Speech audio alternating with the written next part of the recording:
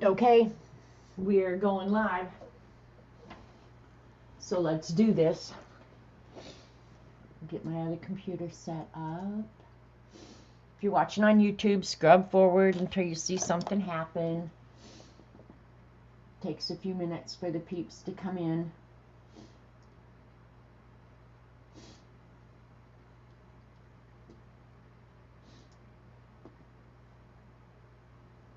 All right, let's go. Hey, Rachel. Get a pop-out chat. Hi, Mindy. Go over to live chat, and we're good to go. We are good to go. So hit that thumbs up when you come in if you don't mind.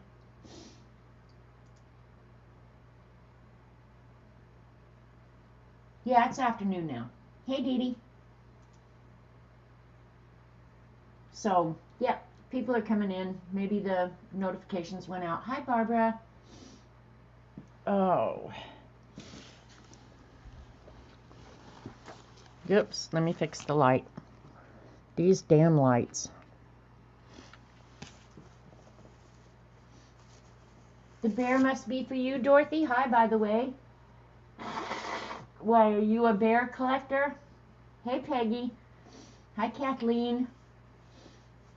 Karen Sue. This book is so old, I don't know when I got it. It's dusty on its spine because it sits in a little book holder thing all the time. I don't get it out much anymore. It's just full of stuff that you want to keep. It's actually quotes. So I started keeping just quotes that I didn't want to have to remember because I'm not good at that. Hi, Jasper. Hi, Sherry. So yeah, it's just a book of quotes. And since I'm doing quotes today, I got it out. Let's see, there's a bunch of stuff back here I haven't used. What's that? So every time I open it, it's like it's all brand new, fresh and everything. Hi, Linda.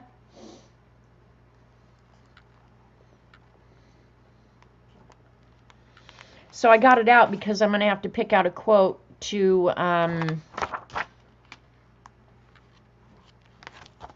work on today, right? So a lot of space in here I need to fill up. And then obviously I just collect borders and doodles, and because I'm sick that way. I asked yesterday, Dee Dee. Timothy's out of the hospital, so that's great. Hi, Terry. Dusty and old. Yes, I was talking to you, Barbara.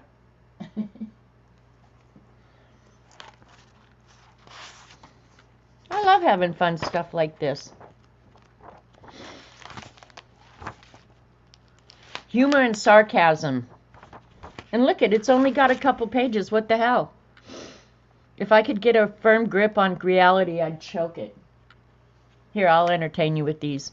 Sarcasm and attitude are so much cheaper than therapy and bail money. Oh my God, if that isn't the truth. Me? Sarcastic? Never.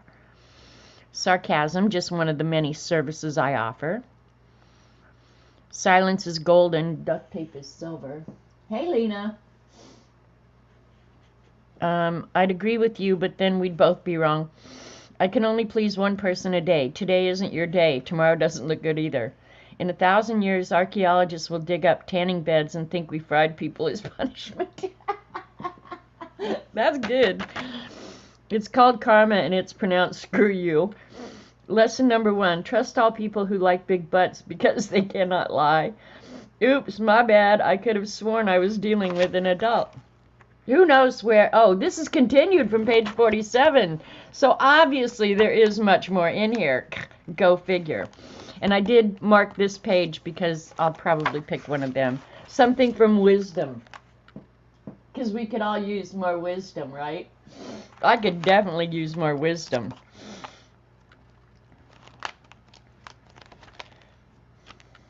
Okay, here's humorous and sarcasm. So, yeah, it's a pretty big section. So yeah, that's what this book is about.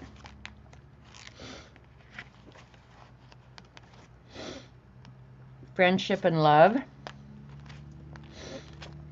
I used to be a nice person. Where you get those?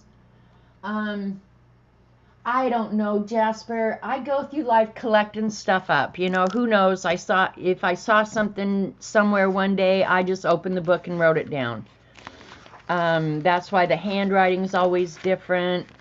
And before this book, there was probably another one, you know?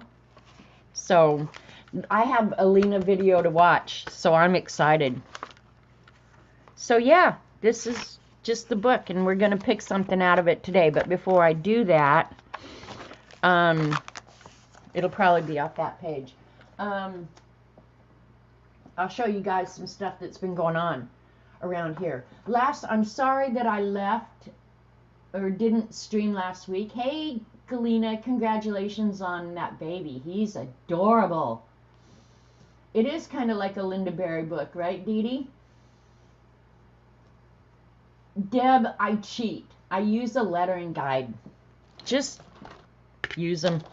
Just use them. Speaking of which, I got some Happy Mail today, and it's obvious somebody used their lettering guide, and I was just like, oh, I'm such a proud mother. I've never said that about my kids, but you use the lettering guide? Oh, man, brings tears to my eyes. Hi, Kathy Arbor. Anyway, let me show you some Happy Mail. But last week when I didn't stream, it was just, there was so much up in the air. We were waiting for the people to come over and take care of the neighbor's house. And we had to go over and unlock and meet them and walk through the house so that, you know, insurance compliance, blah, blah, blah, whatever. But also, it had gotten really cold here. And it actually happened Sunday, but the plumber couldn't get here till Monday. One of the fittings in the greenhouse popped off, so we had to turn off water to the whole house because, yeah, I couldn't turn off that water. I fixed that. From now on, I can turn off the water to the greenhouse.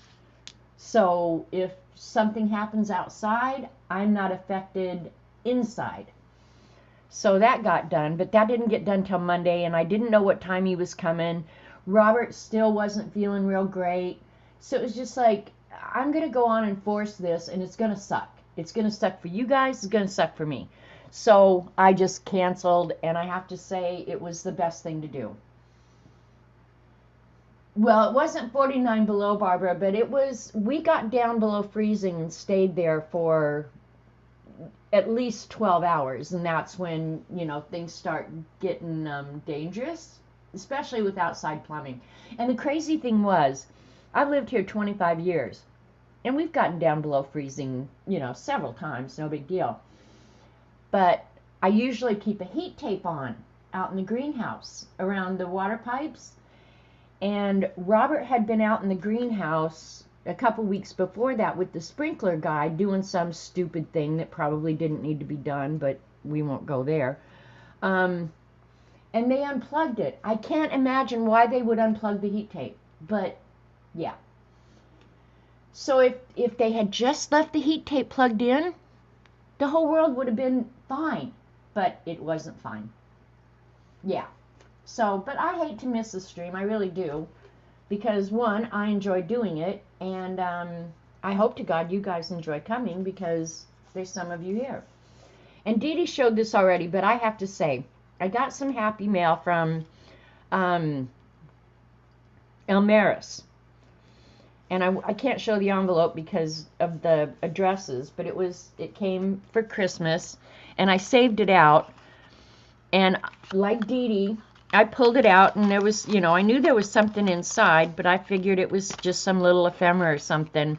And I opened it, and of course, she had it really, really wrapped up, and it jumped out. Honest to God, I almost jumped out of my skin. I laughed so hard, I was crying. So thank you, Elmaris. This was so good. Elmaris' name is Joanna, by the way. This is the coolest thing. Coolest thing. I'd never gotten one before. So, yeah, that cracked me up. And then Dee Dee got one. It was just like, I hope Dee Dee jumped out of her skin, too. So that's been hanging around here forever. wanting to show you guys.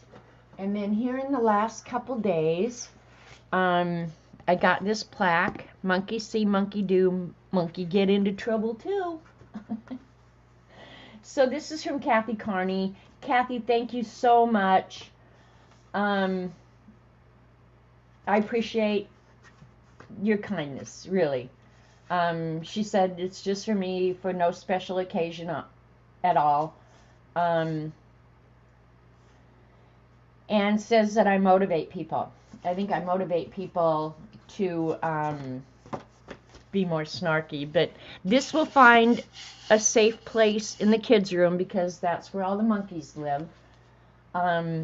So thank you. Thank you for thinking of me. Thank you for doing it. It was just so kind. So thank you. And then just today, well, and then over Christmas I got a bunch of stuff too, but it was so much that was sitting around, it finally got me so nervous, I had to just put it away. So, yeah. So if you've sent me something and you didn't see it on stream, that was why, is because things were just getting totally out of control here. I'm going to show this because I was so proud. I was so proud, Mama. But I have to get something to cover up addresses.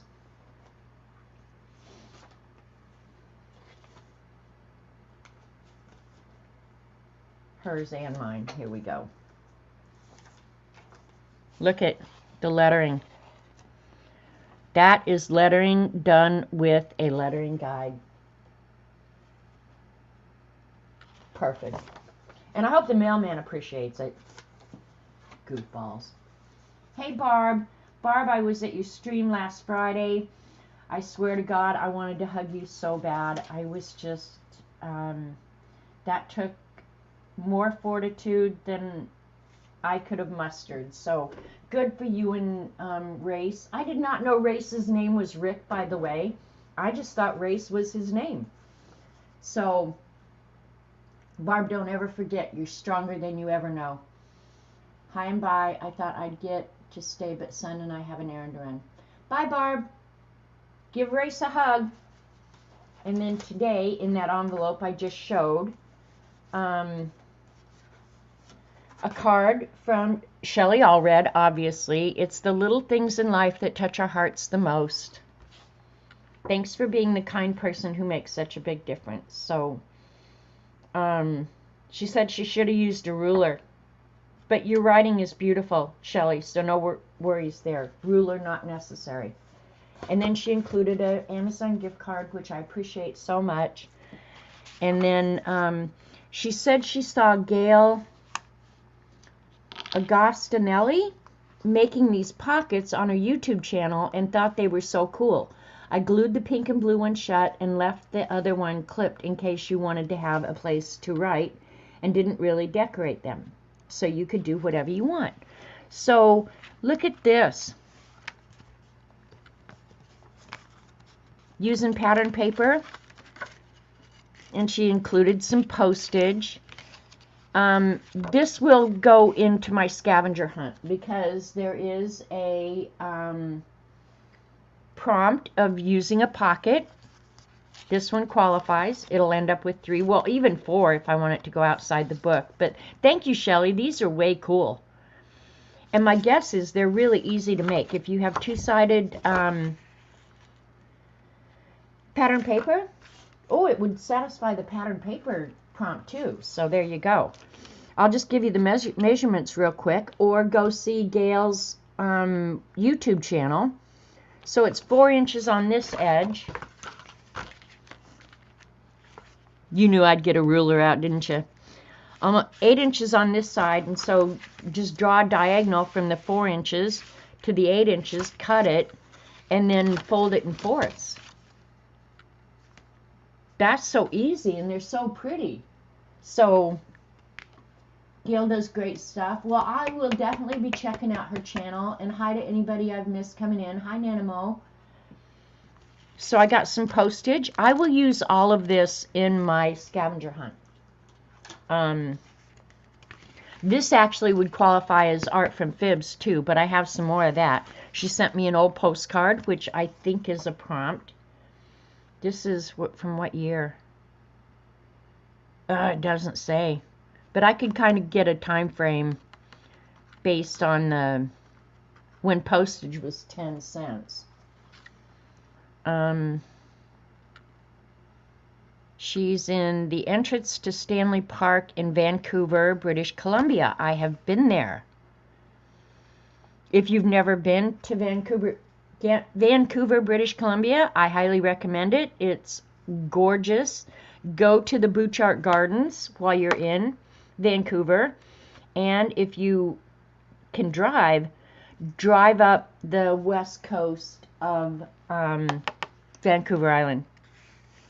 We took a trailer, an RV, and we could park it on the beach then. I'm sure now they don't let you do that.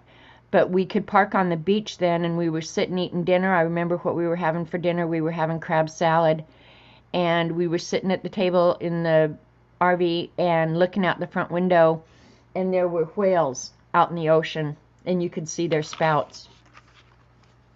So, yeah.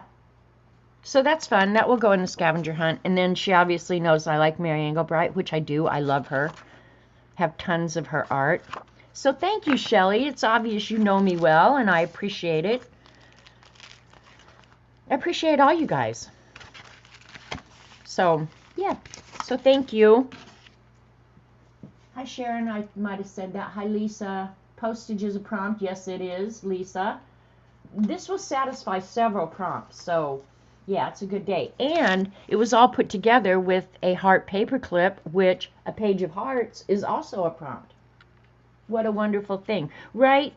You know, I just continue to always feel so grateful that we have this community. Not only do we hang out with uber talented people, but very kind, generous, just nice people. I really don't deserve it. Okay, Barbara knows. Vancouver is amazing. Butchart Gardens are fabulous. They are. But I have to say, go to Butchart Gardens in the summertime because obviously that's when things are in bloom, right? But it is. It's so manicured. It's so perfect. It's so gorgeous. Yeah, that was a trip I will never, ever, ever forget. So, I haven't done much in my scavenger hunt book, you guys. I haven't. I've been collecting up a bunch of stuff. But the only thing I've actually put in here is stuff that I've been collecting. This is a page that I have ready to go. One of the prompts is a page of cats. And I have this rubber stamp. Rubber stamp is one of the prompts. I stamped it on phone book paper, colored it using Crayola Super Tips. And so this will be my page of cats. And then I also have random useless facts about cats. There's one that's really unusual. Let me see if I can find it. Okay, here I have some highly useful information for you guys. The technical term for a hairball is a bezoar. That is so awesome. So that will end up on this page. A group of cats is called a clouder. And a female cat is called a queen or a molly. So I'm not sure how I'm going to lay this out. That's why it's all just still sitting in here. But this was fun to just sit and color all the cats really colorful. And I actually had it laid out different on a different page, but I didn't like the background. So, hey, Devin, you're on your lunch break already. Wow. What a bezoar, and it's spelled, I'll type it in chat, believe it or not. Still have cat locks on from Dee Dee's. A bezoar. Hi, Ashley. So there you go. So you could just like tell people in your family, hey, the cat bezoared again, get your butt out there and clean it up. Who would have thought that? So this page will get done at some point. I just haven't finished it yet. I did get out sprays to do this. And this is a page that I was spraying. I use the Tim Holtz Distress Sprays and the Seth Apter sprays as a product that I don't use often. I have them all, and I just never get them down. I don't know why. This is a paint with marble page. And this is also a paint with marble page. I cut it up into a shape of shapes. Is that not, like, cool? I've heard that too, Barbara. Cat's urine glow in the dark. Plus, you can see it if under a black light if your cat is going around spraying all over your house. And you're not going to believe this, but I said something to Robert. I was watching videos on Ustream, and there's always a bunch of good cat ones, right? And there was this little kitty that somebody found in their yard, and she was going to adopt it. And I told Robert, I said, Robert, if we find a stray cat in the yard, we are adopting it. We're keeping it. And I'm the person saying no more pets. But what surprised me is when I said, Robert, if we find a cat in the yard, we're keeping it. He said, I wouldn't mind getting a cat. And it was just like, oh my God, are we going back there? Are we going back there? So, hi, Mary. Yeah, I don't know. We're supposed to be going back east here in the next few weeks. But Jackie is also coming here, so I don't know. I don't know if we're going, if we're not. I don't know. Don't even ask me because I don't know anything. And then the other thing I've been doing is one of the prompts is cartoon character. And I have been playing one of the Mario games, Super Mario Galaxy on the Wii video game. So I drew the characters from Super Mario Brothers. I just haven't decided yet how I want to lay it out or anything like that. So I just drew the characters. I like them. And I use alcohol inks. I never get out my alcohol markers either. So if the scavenger hunt has done nothing else but make me get out products that I haven't used, yeah, that's one good thing that's coming from it. But this was fun. I enjoyed it. What else have I been drawing? Obviously logos and stuff of the games, which they're not ready to show yet. So yeah, I've just, like, I have a pile of stuff here all collected up to use. I just haven't actually used it yet. So the next thing I need to do is get my button gear and start doing some actual layouts. Your kids would be proud of you. Devin, I've played those stupid Mario games.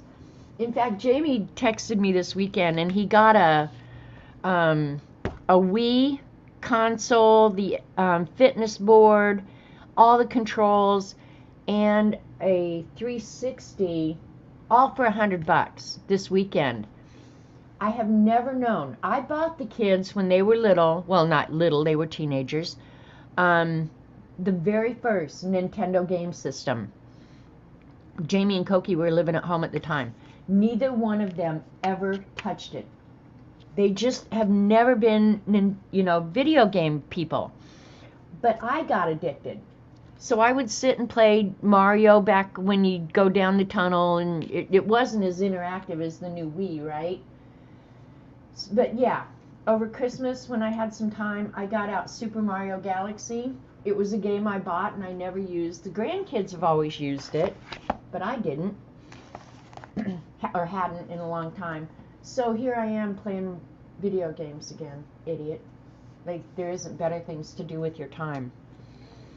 So I thought today what I would work on, I'm going to have to pull the camera out so you guys can kind of see. Hopefully the lights won't be too weird.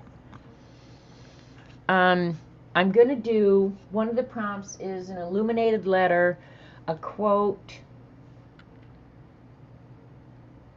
doodles, I don't remember, but I was going to try and get like all three in one, right? I got the camera a little crooked. There we go. We're getting better. We're getting it, yeah, right in there. So I have tons of illumination books, because this is one of my very, very favorite types of art. Hi, Tina. So these I've shown before, but you can get online and just see so much of this illuminated. I should show the other one first, actually. Illuminated art, whether it's borders, whether it's illuminated letters, calligraphy. That was the other one, calligraphy. This is more simple, and I'm probably going to do mine something like this. I will do the illuminated letter up in the corner, which is the most typical, but then do a border with something more free-flowing, right? We do have all the same books, Dee Dee. But these are actually two of my favorite, and I've drawn for you guys out of this one 100 times. Just got your initials and made cards or whatever for you. That's for the calligraphy part. I'll pull that out in a minute. This is just the Illuminated Alphabet, and it's more than anything, you guys, it's just eye candy. I mean, these artists, and a lot of it's very, very old. Like now you do most of it probably on the computer. I don't know how many people actually sit and do illuminated lettering or using the actual pigments and the paintbrush and everything. An idiot is attempting to reach you on your cellular device. All right, hang on. An idiot is attempting to reach you on your cell. Hi, honey. Are you there? Yep. What's up? Just a minute. I need keys. I got out of the car and the damn paper I had flew away and I couldn't catch it. Okay. So much traffic. Okay, hang on just a second. All right, I'm going to mute you guys so I can talk to Robert Vaughn, tell him what he needs to do. Hang on.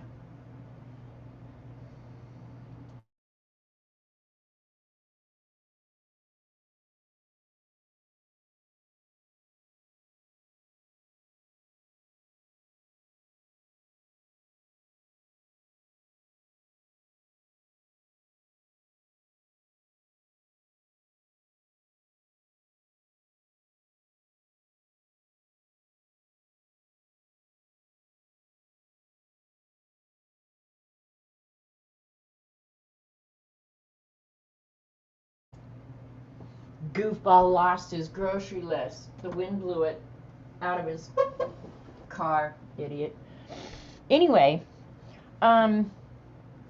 you'll see many of the elements in illumination repeated over and over and over again. Where's the? This is probably my favorite book. Dee Dee, do you have this one? Masterpieces of Illumination. This is illuminated manuscripts from the year 400 to 1600. There is just some beautiful art in here. If you guys haven't done this, Google it and look at some of it. But books like this, to me, are so inspirational. And again, you'll see the same elements over and over and over again.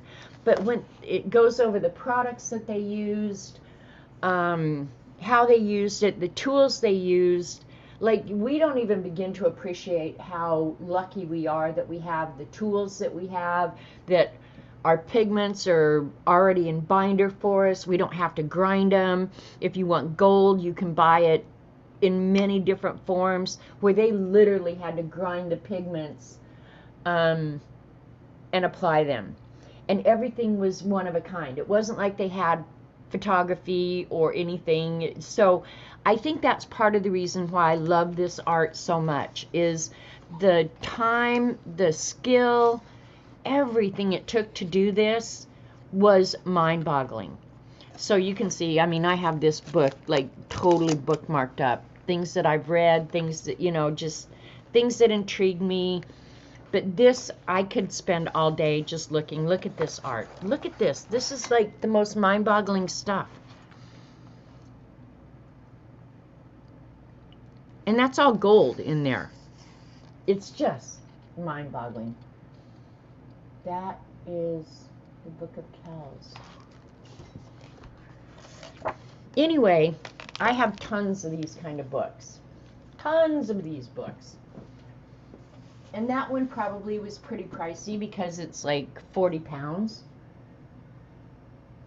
Yeah, exactly, Dee Dee. I have actually seen it in person, and it does. It absolutely glows. So I buy books like this for inspiration, and just to appreciate the absolute talent. And it's surprising, like the manuscripts and everything are so precise. They're so well done. Blah blah blah. But they don't always have to be that, you know, and that's why I wanted to do this today, because I did put it on the scavenger hunt, and I probably put it on there because it's something I enjoy. So I just thought, oh, it'll be fun to do that. But you can make it as simple or as ornate as you want. I don't know what I'm going to do. I'll pick one out here in a little while. But for example, these little, they look almost like clovers, or there is a name for them. I just can't remember it right now. You'll see that repeated over and over and over again. You didn't know anything about those books until you told us just now? Oh, really? Well, it's a very specific kind of art. It's very, very old. Generally, it was to record something that, as a society, they wanted to record. They are all kept pristine. They're in museums. Very well protected. So, yeah. So if you enjoy this sort of stuff, invest in one good book. This one actually is a good one. And then the other one I would recommend highly, if it's something that you want to learn, is this Beginning Illumination. You'll learn everything about the products, the tools, and how to actually go about doing it. Many of these were traced as well, so yeah. So tracing is not cheating. Prayer books, exactly. Hey CB, anybody I missed? Hi Kitty Jen, Riri. So, but this is, I actually love this book. A lot of times I buy a book and I don't actually read it cover to cover. This one I'm sure I've read cover to cover, maybe more than once. So it's just, look at that manuscript right there. Who would not want to create something that beautiful, right? Yeah, I wasn't there Tuesday, but I saw it, Kathy. I don't remember where I was. Probably taking a shower because my water had been turned off. No, I did that Monday. So yeah, they talk about the pigments, the colors, the gold that they use, gold foil. Beautiful, beautiful books. So that's what I'm going to do today. And you can still get this stuff in bookstores and on Amazon, I'm sure. I haven't looked on Amazon. But Dee Dee, do you have this one? Dover book. Here's another Dover book. Treasury of Illuminated Borders in full color. And this is nothing but borders. Look at that. That's gorgeous. And I've done a lot of it myself. I plan on going to St. Louis Art Museum. They probably will, Deb. So, yeah. So, anyway, I got those out to show you guys. I'm not really sure what I'm going to do. I actually bookmarked this because I like this border so much. I won't try and recreate that. I will actually trace that, but look at the colors in it. Okay, and obviously I'm going to use products that are available today, whether it's colored pencil, markers, gold pens, whatever. But somehow I think I want that border. That was kind of my choice. So then that's going to probably dictate what quote I choose. And I'm going to work on marker paper today. I'm trying to think. Oh, one of these, I'll show you guys. I actually did do some illumination. Where did I put that? Okay, this is the one. A couple of new fibs. I think they've been around a long time. They're new to me. You guys may know them. P&M Artist Studio is doing the scavenger hunt for the first time and asked a question. They said, what is a fib? They didn't know what fib art was. And so I explained that friends in the box, you guys are all friends in the box.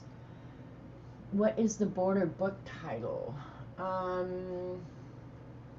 The Treasury of Illuminated Borders in Full Color, edited by Carol Belanger Grafton. And I'm sure each of them will give, well, maybe not. I thought they would show the artists, but they don't. But these are probably used over and over again. You would see these commonly. Let me see what the front says. So it's not their work, it was just edited by them.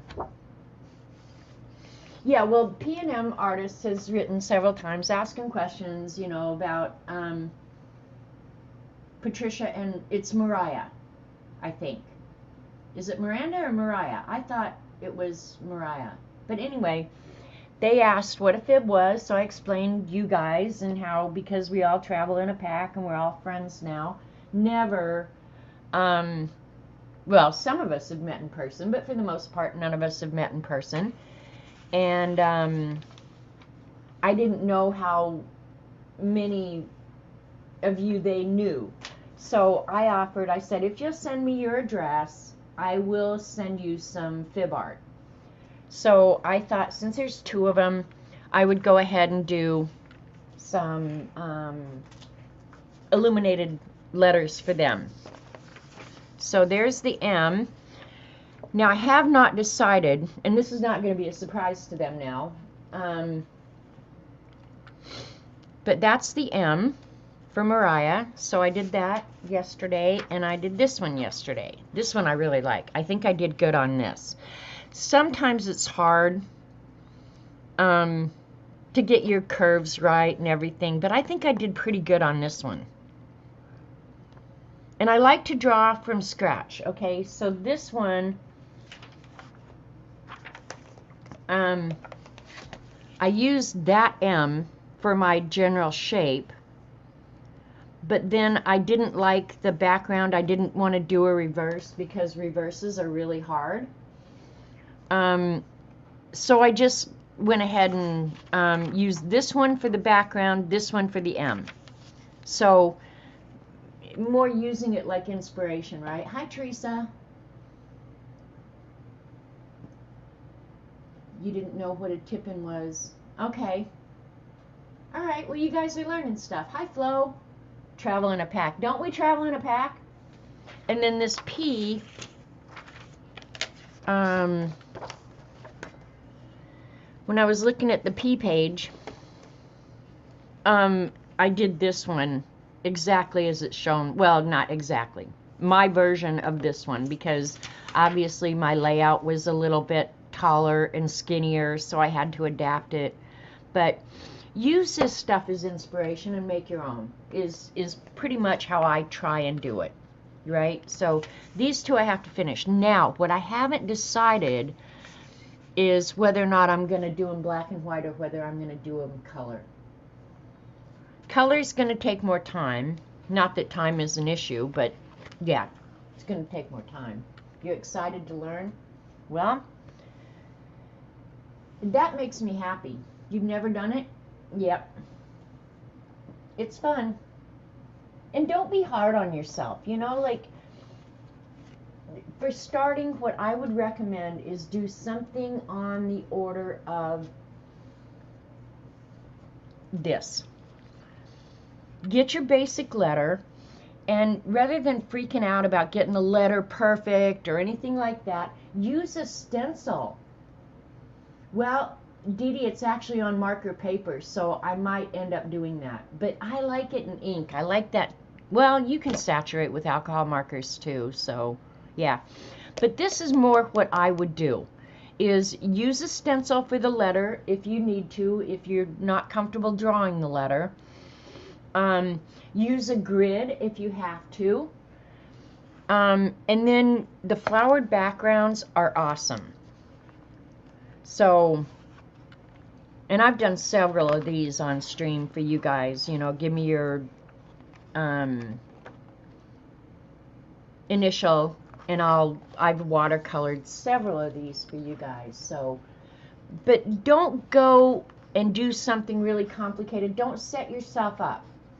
I mean, we all want to do the most fabulous thing, but the truth is, do something simple that you're going to be really happy with so that you have something to build on, right? That's what I would recommend.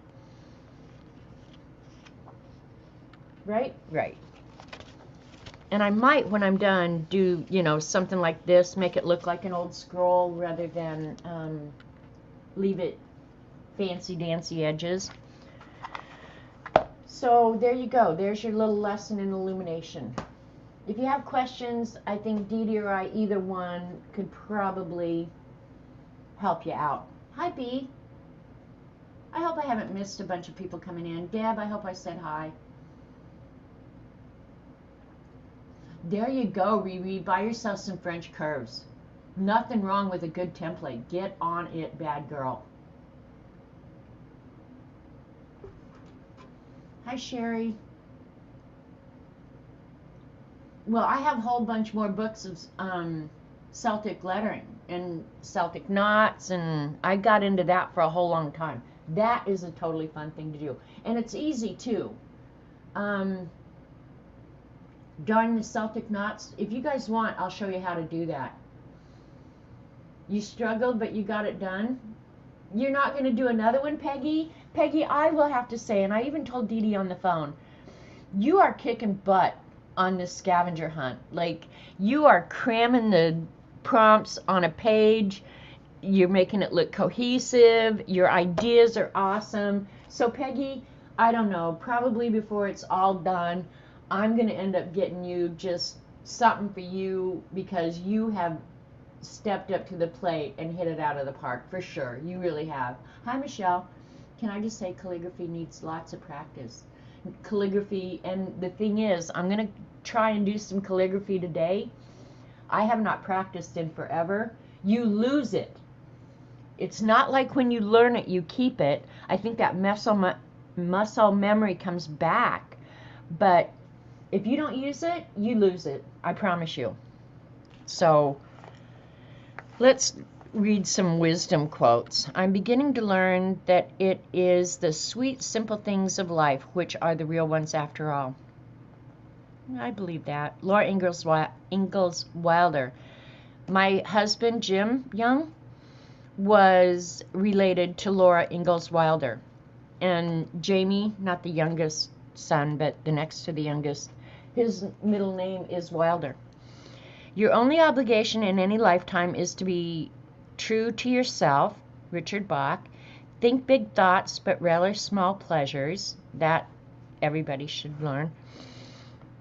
Enjoy the little things in life, for one day you will look back and realize they were the big things. And that I have written down as anonymous. There are only two ways to live your life. One is as though nothing is a miracle, the other as if everything is. Oh, I love that. The happiest people don't have the best of everything, they just make the best of everything. Life isn't fair, but it's always good. Life is too short to waste time hating anyone. That's not true. If you hate them, hate them. Not true. These are all really wise things, so don't listen to me. Yes, brush lettering is. Make peace with your past so it won't screw up the present. Get rid of anything that isn't useful, beautiful, or joyful. What's that? She's the one that talks about cleaning out your house. I keep everything, so it doesn't matter. It's never too late to have a happy childhood. Now that one I have used in the past. It's never too late to have a happy childhood. I'm in the middle of mine right now, and I'm liking it. I'm really liking it. Bye, Devin. Have a fun day. Burn the candles, use the nice sheets, wear the fancy lingerie. Well, don't do that. Don't save it for a special occasion. Today is special, and that is good advice. Time heals everything. Give time time. All that truly matters in the end is that you loved. Doubt kills, this is the one I'm probably going to do. Doubt kills more dreams than failure ever will. And I think all of us get into that trap all the time. Many of you maybe feel it when you do the illuminated letters, is just don't doubt yourself. Just accept what is for today and move on. And don't spend tomorrow worrying about what didn't work today, right? Life is a balance of holding on and letting go. It's never too late to start again. I will not stress myself out about things I can't control or change. Always believe something wonderful is about, ooh, that's a good one too. Always believe something wonderful is about to happen. The most important things in life aren't things. And the thing about that one, always believe something wonderful is about to happen. You know, I think a lot of that is, how do you define wonderful? Like sometimes just going out to the mailbox and getting Happy Mail, that can be a wonderful thing. So, you know, yeah. Look for the beauty in life, follow your bliss, dare to dream, enjoy the little things. If not now, then when. Everything happens for a reason. I'm not sure I believe that, but anyway. Minds are like parachutes. They only function when they're open. You've only got 3 choices in life: give up, give in, or give it all you've got. A journey of 1,000 miles begins with a single step. That one is a good one too. Worrying doesn't stop the bad stuff from happening. It just keeps you from enjoying the good. If you love the rainbow, you got to put up with the rain. Worry less. I'm not going to read the whole book, okay? I'm just trying to see which one I like. Every time you feel yourself getting pulled into other people's nonsense, repeat these words: not my circus, not my monkey.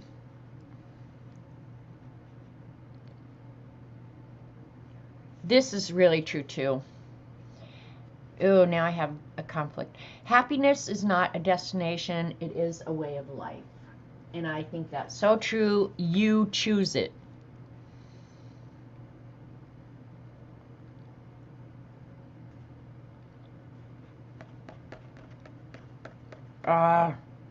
I like this one too. Dee Dee, you and I totally get this one.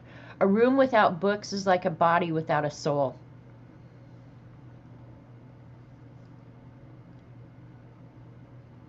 Oh, geez.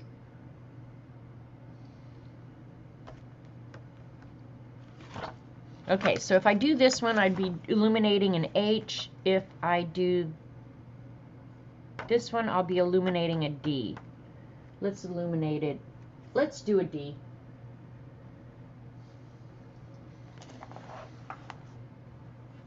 If you come into my house, there's books in, I think, pretty much every room except the kitchen. Well, even in the kitchen, if you look in my art room, there's books in here too. So I can't think of a room in my house that doesn't have books in it.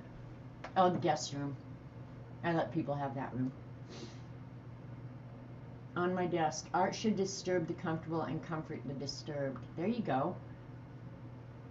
Rachel, are you adequately comforted? I like picking on Rachel. All right, we're going to do Doubt Kills More Dreams. I think that's the one we're going to do. And I had written myself a note on that one that if I ever did turn that into a piece of art, that I would decorate it with a dream catcher. So, yep. And then I got out, this is marker paper. Marker paper, I don't even know what makes it so different, but it has a beautiful finish. It handles any kind of medium except watercolor. I won't be watercoloring this because this paper does not work well with watercolor, but every other medium, if you're going to use colored pencil, markers, anything, marker paper, if you've never tried it, is gorgeous to work on, especially drawing. And this is the one I'm using today. I have several different kinds. I do like this one. Just Canson 18-pound semi-transparent white paper, suitable for drawing or design from rough sketch to finished form. Works beautifully with pen or pencil. That's one thing. Another, pen glides on this stuff. Ink is awesome on it. Alcohol and solvent markers won't bleed through. So, yeah. I don't know how many of you have worked on it, but it's really nice paper to work on. Kind of like Bristol. Bristol is heavier, but this has a lot of the same features. So, I did measure this out. My scavenger hunt book is about 5.5 by 8.5. It's a little bit shorter than that because I trimmed it down, but I'll start working with that size. And we'll use our book. This is the one for inspiration. Let's see what this, oh, that's the, okay, I'll do a D. And what, probably the best way to do a design is, now I know what my quote is, I know what letter I'm going to be doing. I don't need a lot of space for lettering because it's just one quick statement, right? So now I can decide how big do I want my illuminated letter up in the corner, or how much room can I save for a border. Okay, the border as shown in here is about 1.5 inches. Okay, so 1.5. That doesn't leave much room. So would I rather have my design this way so I can still use the border? I might do that. And I just put it on a piece of graph paper so I don't have to do the measurements. Let's just see how much space that will end up giving me. I like planning things out. I know a lot of you think, oh my God, that's harebrained. In my world, it's not. I like things planned out.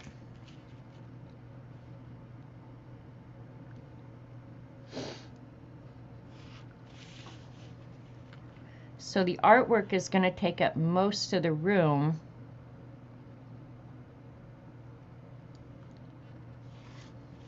Right? Hey, Miss Allie. Have you used it in a printer? I don't use it in a printer. All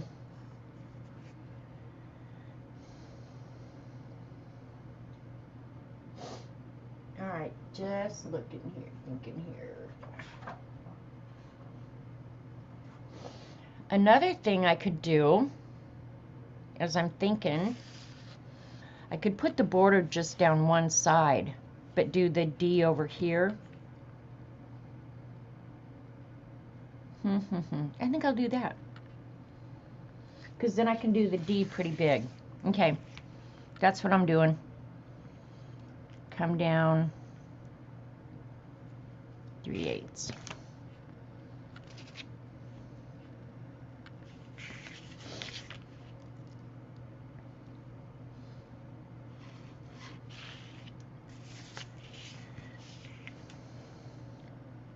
And the marks I'm making now are my margins. I'm coming in 3/8 of an inch.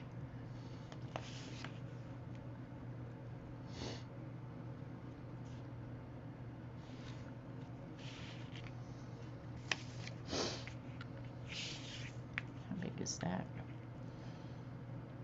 All right. My letter is going to be 2 inches by 2 inches. Hopefully that will work. Yep, I can fit doubt in there, so.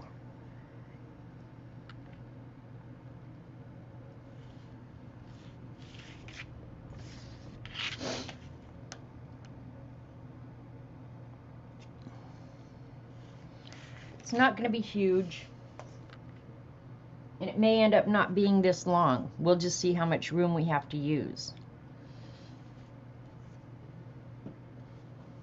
But I haven't picked out which D I want to use either. Let's go look in the ornate letters and see what kind of D we want. And I'm gonna freehand it, you know.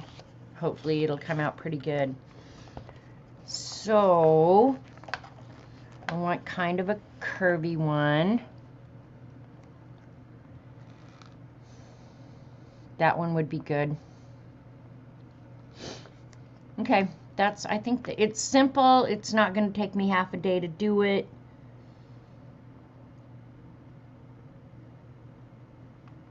Double checking myself. This one would also be really good. Which one do I want? Which one? Which one? Which one? Do it now, now, now. Get on it. This one. Yeah. Okay, the best way to start is just draw your D. And then you can stylize it after that. So just draw your D like you learned block lettering in school.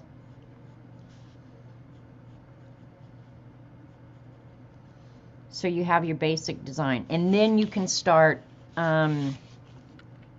stylizing it any way you want. If you want it more straight, if you want it more curvy. This one that I'm going to draw, yep, I'm going to commit to this.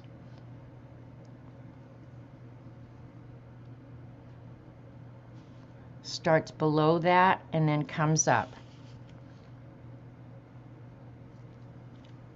I'll pull you guys down so you can watch. In this white, I know the camera's going to hate it. Blah, blah, blah. Try and put something up there for it.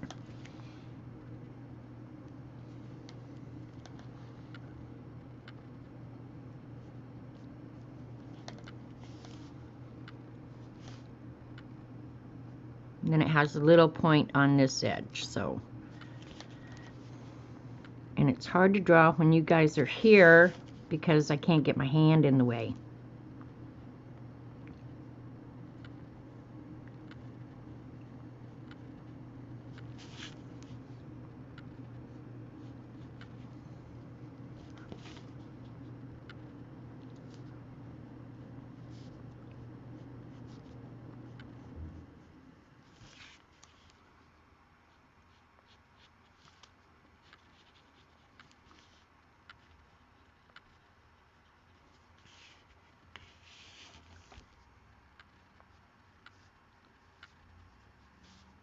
And mine won't look exactly like the one I showed, but if I like it, that's all I care about.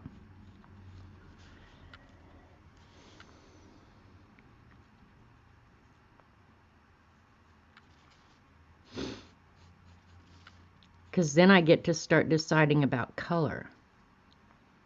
And I actually like the colors that were shown in that book, so. I think I want this thicker.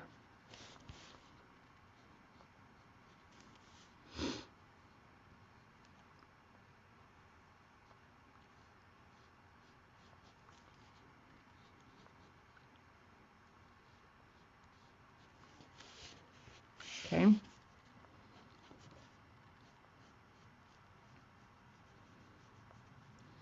Now one thing, and I should show you guys this because it's a great trick. If I wanted to split this in half and have the upper half and the bottom half the same, I would only draw one of them. And then I don't have any tracing paper. But get a piece of tracing paper and copy your top half, flip it over, and then your top half and your bottom half would be exactly the same. So, see you, Mary. Go have a great day. Okay. I think so far I'm kind of liking that. I think this is a little bit more pronounced than I would like. So I'll undo that to whatever extent I can.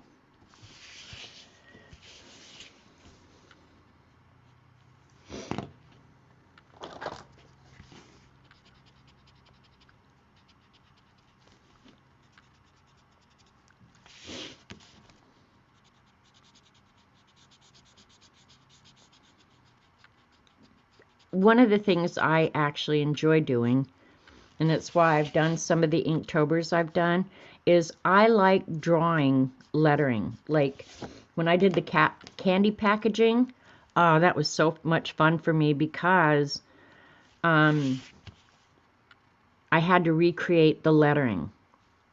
And that was just fun for me. Okay, this still feels a little top heavy.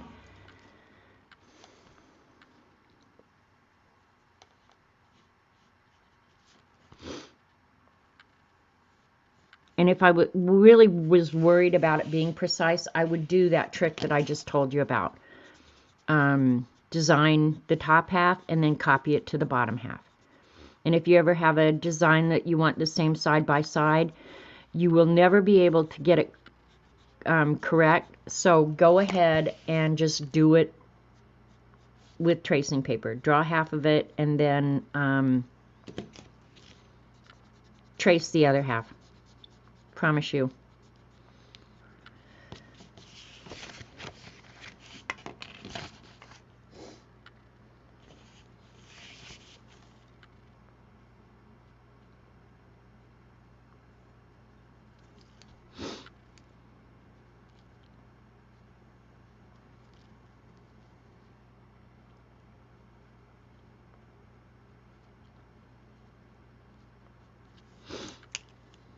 I don't think I like that, but we'll fix it because we have an eraser and a pencil, and that's all you need.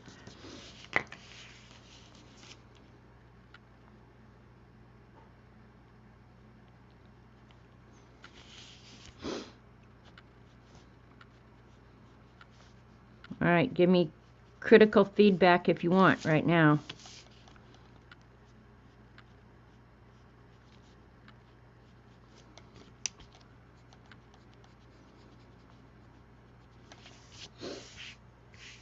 Hey, Joan. Tracing isn't easy either.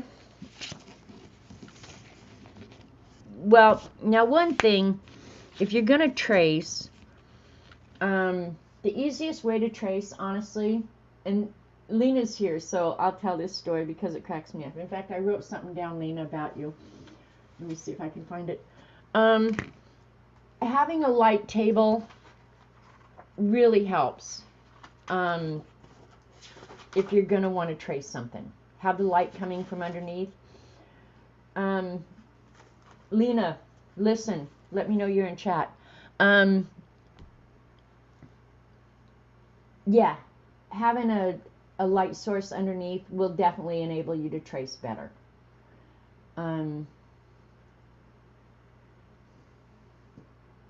Anyway, I'll wait to see if Lena, because this cracked my ass up. And the reason I bring Lena up talking about that is Lena showed a picture of her oven, and it was spotless. I mean, she had never used that oven. It had just been delivered from the appliance store, I'm sure of it. It was so clean. And she confessed that she used the oven door to trace something on as a light table. It was just like, oh my God, I'd sooner shoot myself than have to get down into that oven. Okay, this is going to have to be good enough. I'm being very critical right now. I like it curvy though, so it's all good. Lena's not listening.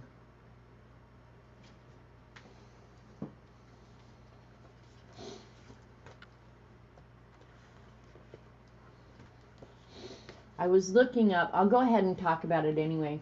Why does the top half look longer than the bottom half? Is it camera angle? It might be because, well, I maybe thought I was doing half and I didn't do half. Let's see.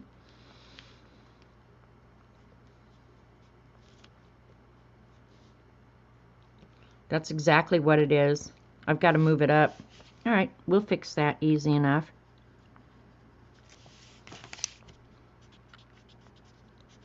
But you're right. I was one square off. My bad. We'll fix it though. That's why I ask you guys for critical feedback. That's what I need.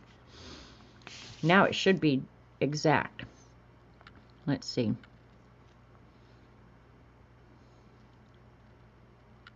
Yep, I think that's exactly it. Oven door, hubby will expect me to cook if I'm in the kitchen. Yeah, that's... Whoever convinced us that that was even fair? No, I'm still off. Okay. You got a good eye there, girl. We're moving it up, moving it up, moving it up. I had my 1 inch mark wrong. It is 2 inches, because I was say if the whole square's wrong, we're just going with it. We're not even going to worry about it.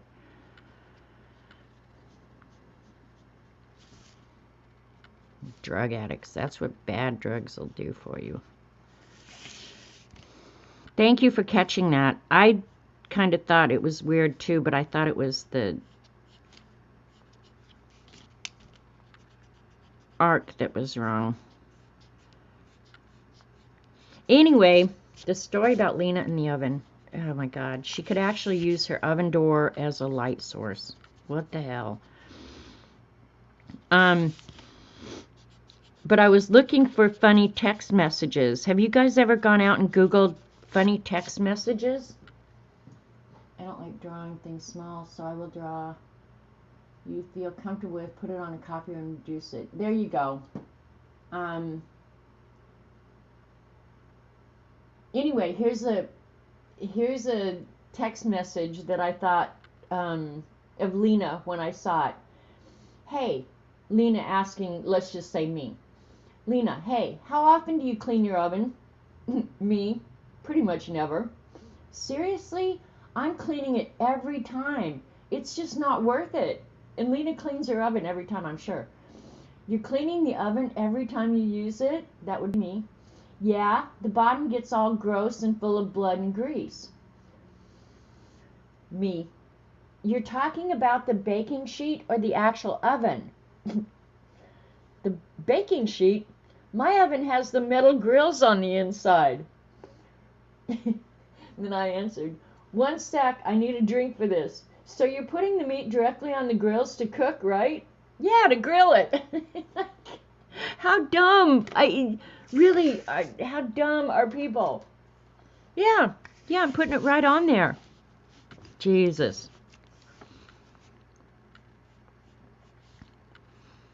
But Lena's oven will totally make you feel inadequate. Just saying. Just saying. I've teased her about her oven for years. Alright. Now I'm going to move my line up.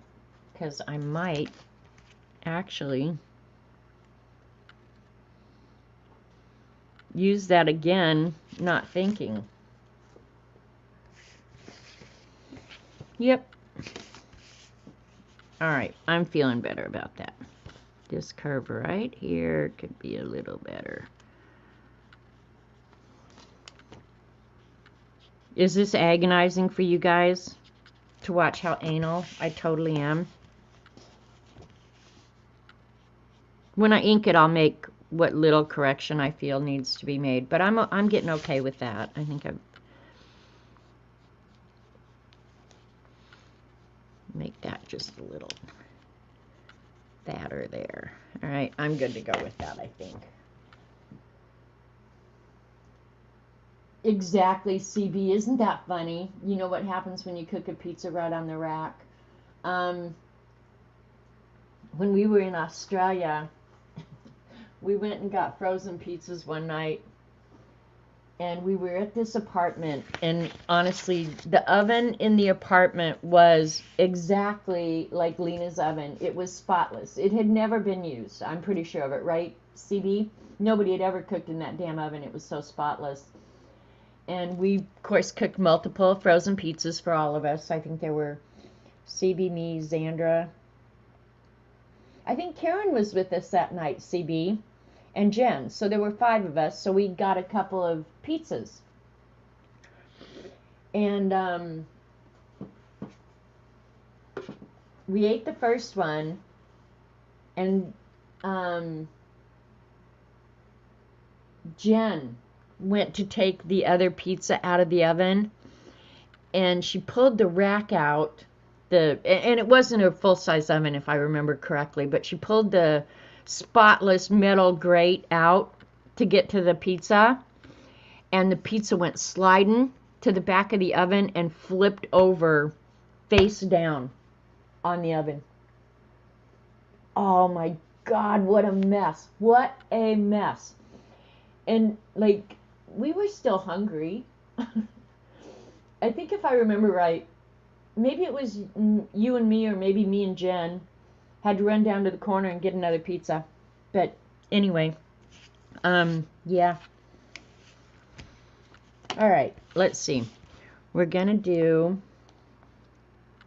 kind of like an interweaving ribbon. Yeah, that's what we're gonna do. And I can't make it as big as it is shown in the other book, but we're gonna use it anyway. Yeah, we totally did. We clean the oven? CB? I don't remember if we actually cleaned the oven or not. Or if we just said, ah, screw it. We're paying a cleaning deposit here, just leave it. I really don't remember if we cleaned the oven or not. But staying in that apartment was really one of the best things best decisions we made. Having a full kitchen and everything right in your house. We did clean the oven. Oh, maybe you guys cleaned the oven when Jen and I went and got the other pizza. I don't remember, but oh my God, talk about funny.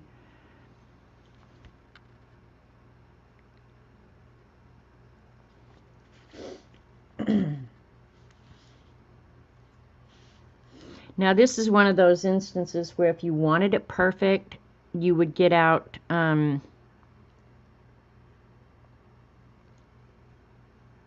tracing paper so that your top and bottom were the same. I'm not going to worry about it because literally this is for the scavenger hunt.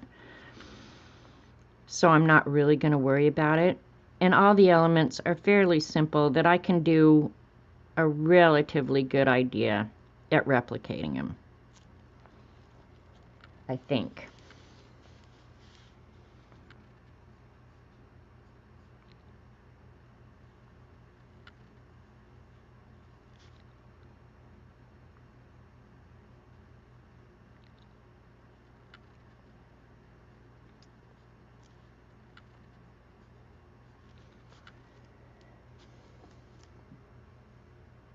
Okay, thanks. Okay.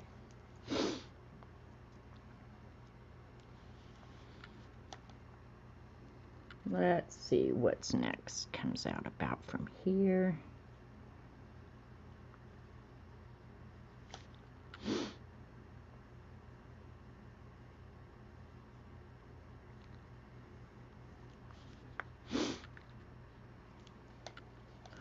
I'll actually turn it upside down to draw that other one.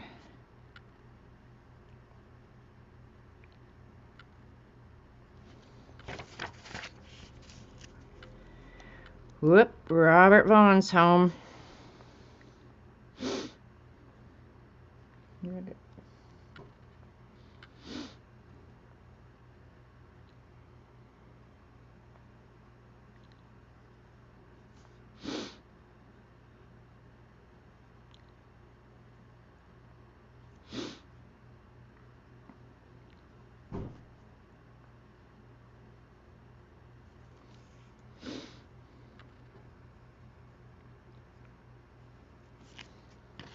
If I wanted to do this perfect, I would get out a template to do the circles too. I wouldn't try and draw a circle. Let's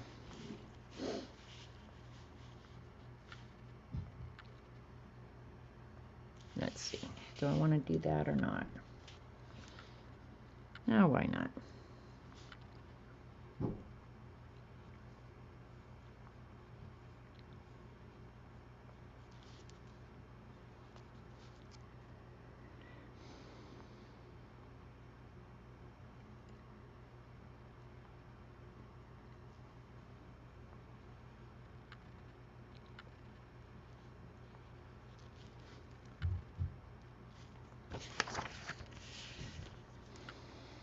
My brain is being a pita. Alright, so this one needs to go this way, right? Yeah.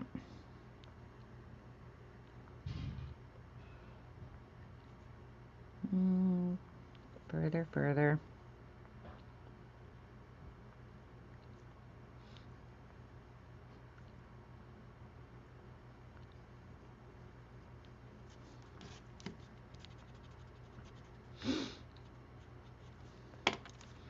Now this might drive some of you guys nuts to do, so doesn't bother me. I actually quite enjoy it. Okay.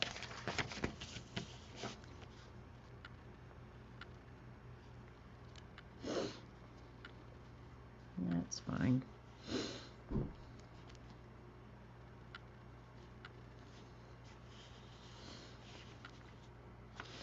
Mine's not as big as theirs, so I can't do all the elements. Okay.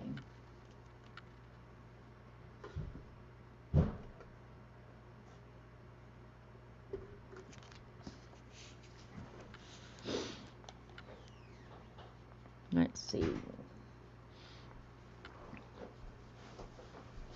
it's dark in here. Is it warming up any outside? Not a whole lot, sweetie. It's warming up a little bit, not enough to get. It's been cold here, you guys, and I'm not real great with the cold. You want to get rid of this now? Yeah. I do.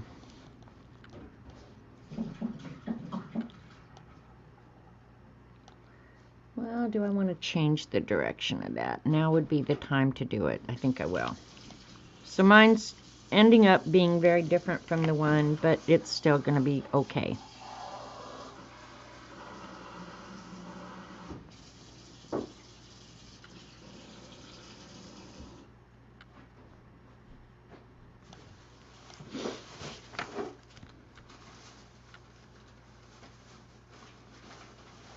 Alright, I just thought of something. I think I will. The original, the ribbon doesn't connect like this, but I'm going to connect mine like this.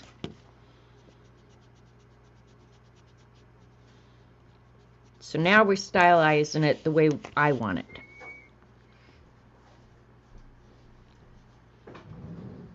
At this point, I have to decide two. Which one is going over, which one's going under. Yeah, I like this better. Like it better. So don't be afraid to change it the way you want it, you know?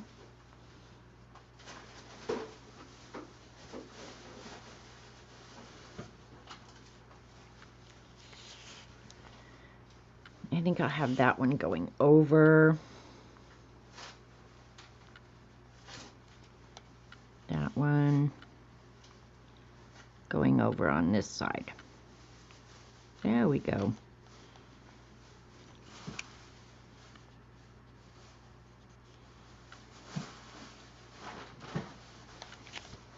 Okay.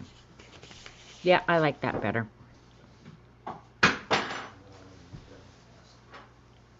Hey, Robert, make all the noise you want, because I'm only streaming over here. Do what? I said, make all the noise you want, because I'm only streaming over here.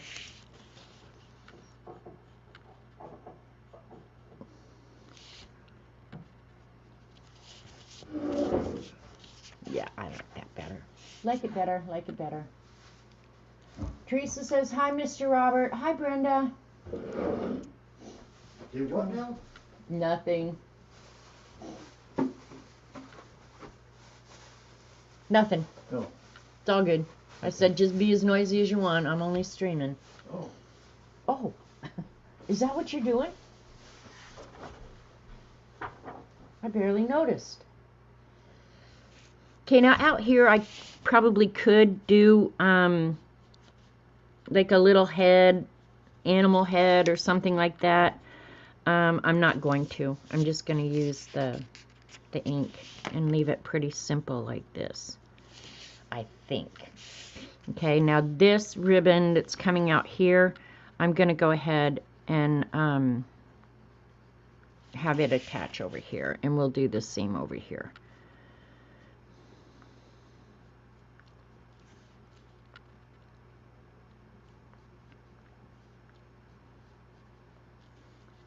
Yeah, because it looks like it's going off the page, so that's good. I like that. That's fine.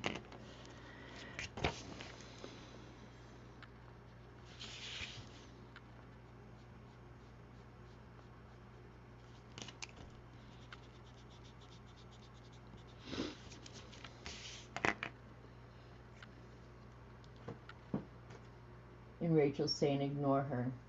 Robert does not have the luxury of ignoring me. That is a luxury that boy does not have. Okay, let's go ahead. Dee Dee said to use, well, let's go ahead and finish the layout. In manuscripts, when they decorate the first letter, then the next word just starts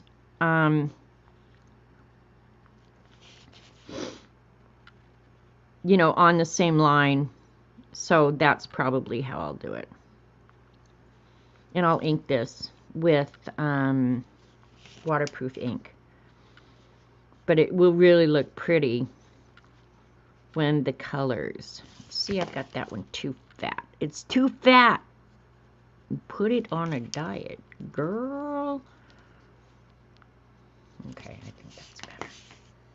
And it's not exact, but when I get the color in it, yeah, it'll be good. So, where's my ruler? I lost my ruler. Oh, God, panic, panic. Where did I? Okay, there it is. I never set it behind me. All right, so the line that the word doubt will be right there. It'll be on the same plane, obviously in different lettering, right? And the quote is, I'll go ahead and sketch it out. I'm not sure. I think I will do just italic calligraphy, and I haven't done it for years, so I'm going to pencil sketch it in first. Hey, Uncle Dan, you hunka hunka.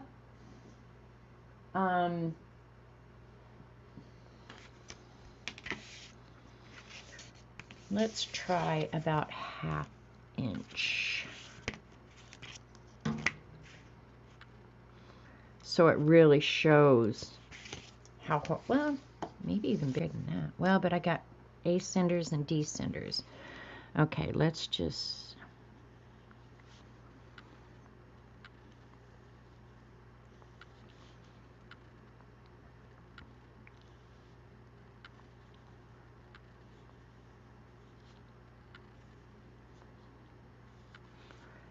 doubt. Okay, so if this is how I do my spacing, you do it your ways. Oops, let's see, let's get rid of this turd.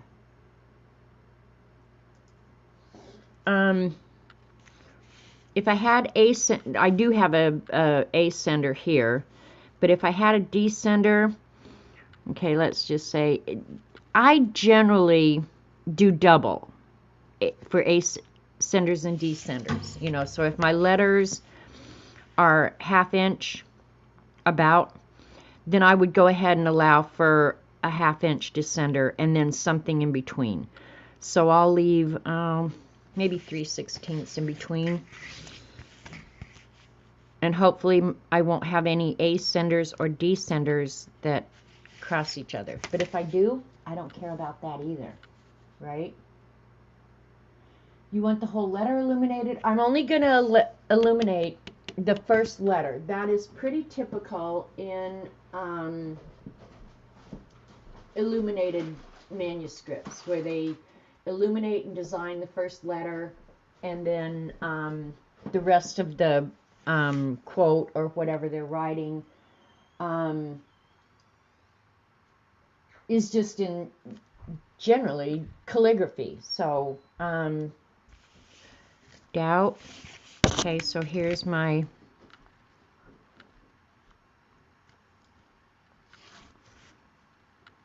½ inch. And sometimes you have to change it depending on your ascenders and your descenders, right? Doubt. And I won't go quite as far up as I've shown, but I'm going to make sure I'm doing the letters somewhat right. Probably my favorite calligraphy book for reference is the Speedball textbook. It gives you the basic italic hand, which is the one I'm most comfortable with, and I still bastardize it all the time.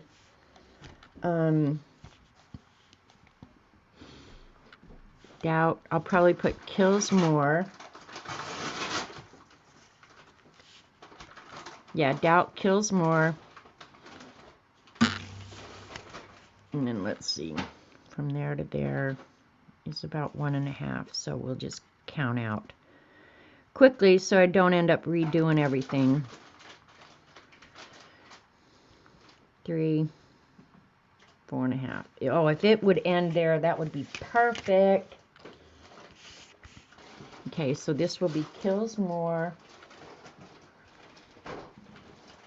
dreams, then failure, ever will. Oh, I think we've got good spacing now. If you wanted it perfect, it wouldn't look handcrafted. I agree, Kathy. Thank you for having my back, dude. Doubt.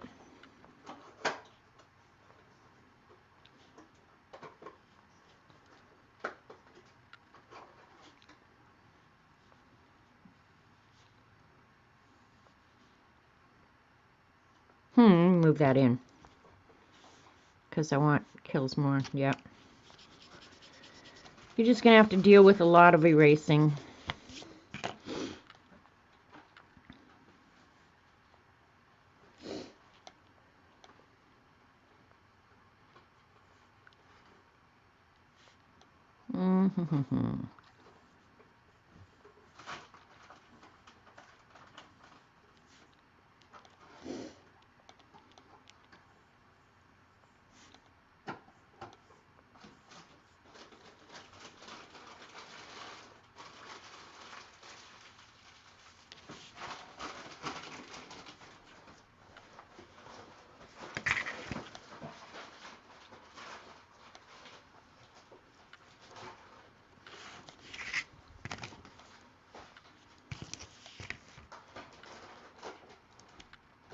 That's actually the one, not the ascender and the descender.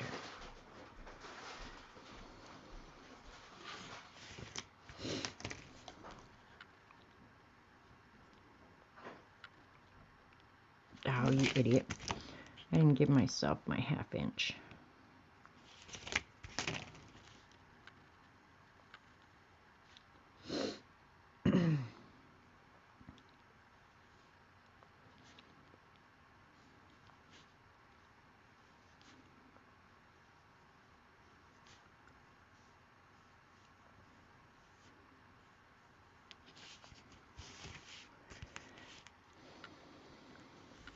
Okay, is that right? Yep.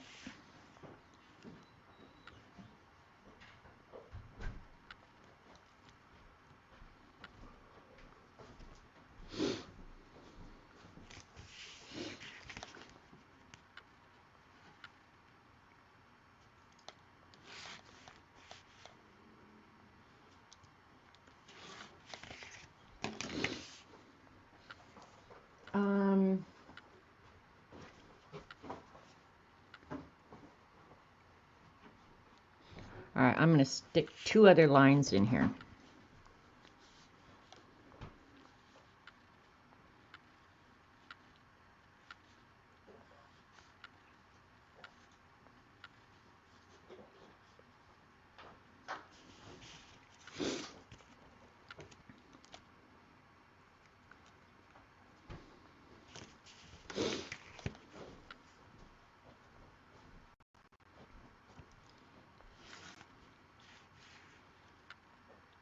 So now you can kind of get an idea of how to do an actual layout.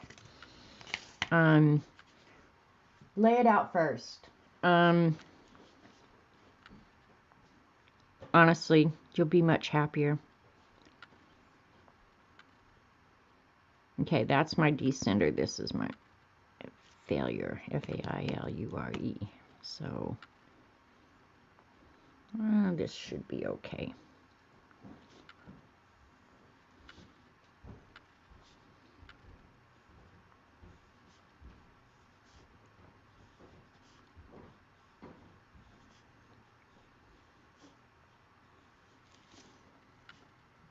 My centering is pretty darn good, actually.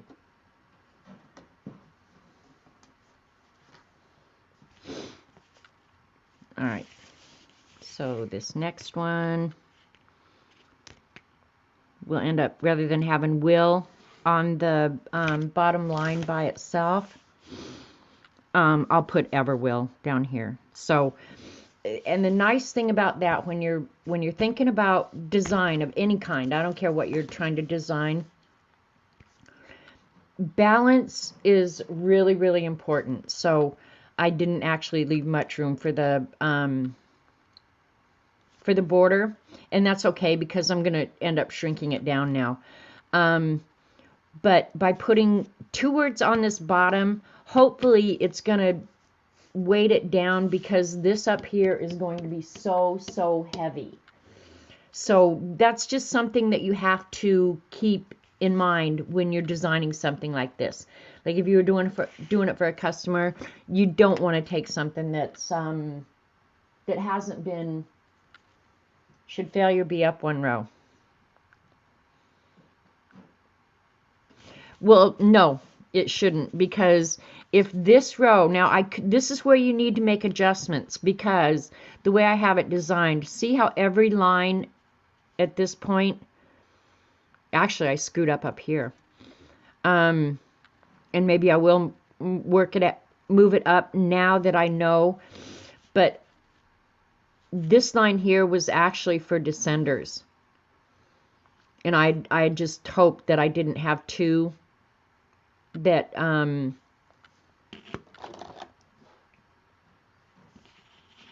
that occupied the same space. But I think since I have no descenders in this whole thing, which is really weird, except the F in failure, I am going to move it up.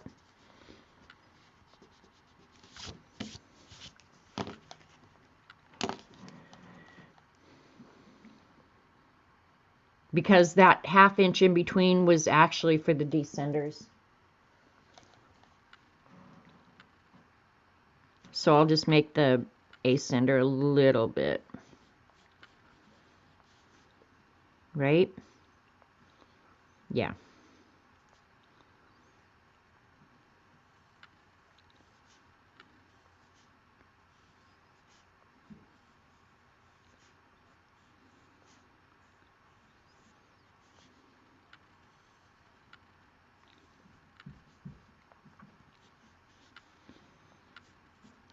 Yeah, see, that's the thing about laying it out. If there had been a descender here, I wouldn't want to do that. And I'm not even sure, because of this ascender here, that I want to do that. I'll just drop it down, like this one and this. All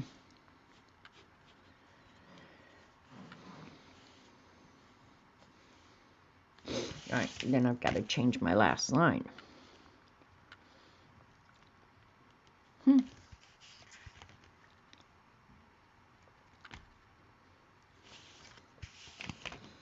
Now I'm thinking I should move this one up as well.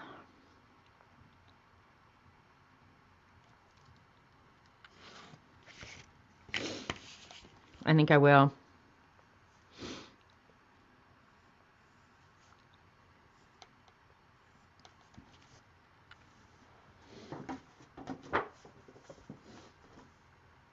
Erasers are the best things ever.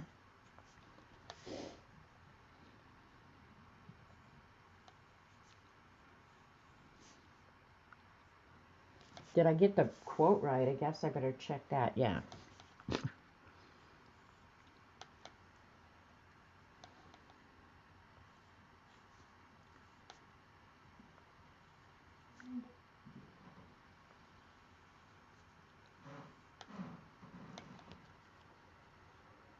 And I don't have a citation for whose quote that was, so we're just gonna, yeah, we're just gonna leave it off completely. All right, I think I'm okay with that layout. I think it's spaced pretty well. If I'm gonna make changes, I will do it as I'm inking, because failure could be moved over a little bit this way. But let me think. Yeah, I'm going with that. I'm going with that. It is what it is. Let's ink the D first. I'm going to use Copic multi-liner. Now I could get out a dip pen and all that. This to me is just easier, so I'm going to do it the easy way. I love these Copic multi-liners, and I say it practically every time I stream. You can replace these nibs and the ink cartridges, if I can pull it out. Yeah. This is just like a replaceable ink cartridge. Slap it in there, you've just replaced the ink. You can pull that nib out and the whole metal part comes out. You can replace it. It's water and Copic proof, and that's one of the reasons I'm going to use this. If I put alcohol inks on it, I don't have to worry about the alcohol activating anything, so there's that.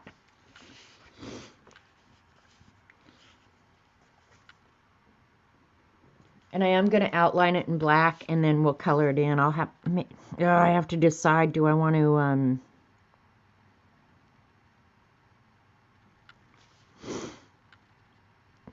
actually, colored pencils would be awesome.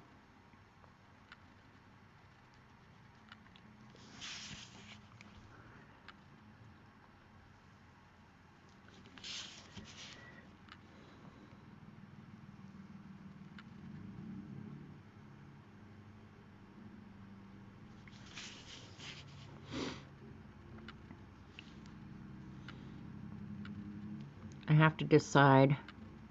Nah.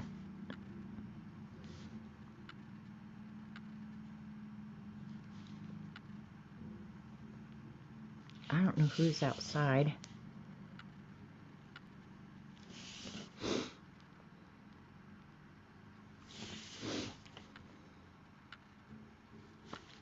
Oh, well, it's a good thing I'm going to be coloring in there, because I got a little booger there that I don't like.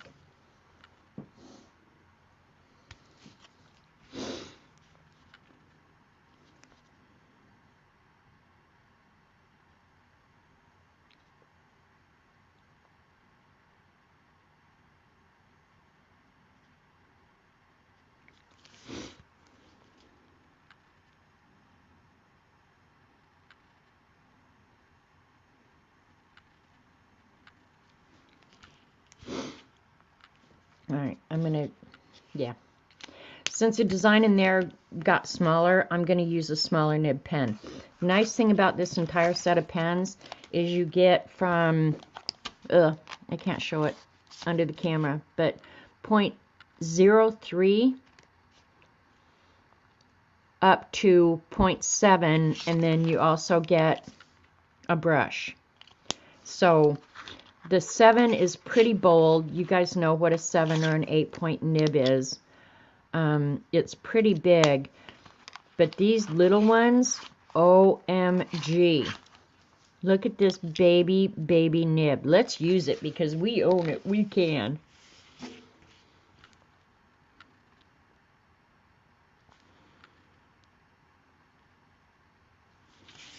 It's thinner than the pencil mark.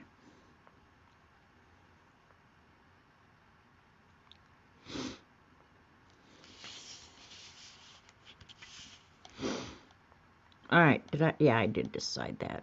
It's going over on this one, under on that one.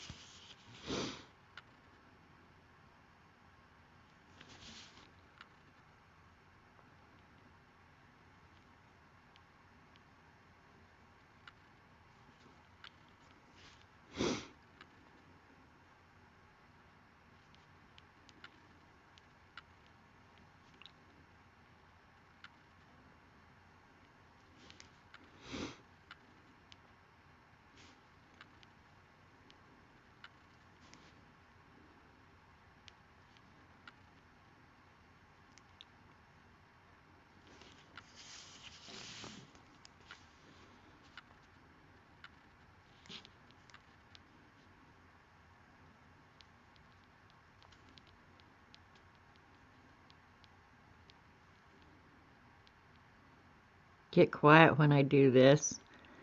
And you'd think that I'm really concentrating. I'm not. I don't even know where my mind goes sometimes when I'm doing something like this. It's real repetitive. I know my hand has to be steady. I don't like what I did there. So what color am I? I'll just have to do that. Well, no, I'll do it later if I want. Okay, never mind. Thinking.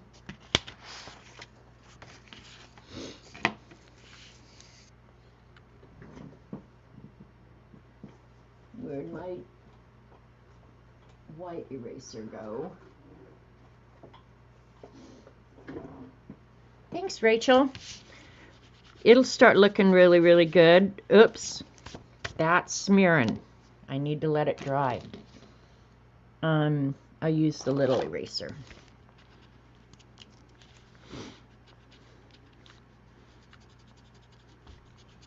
It didn't smear the ink, it was smearing the graphite.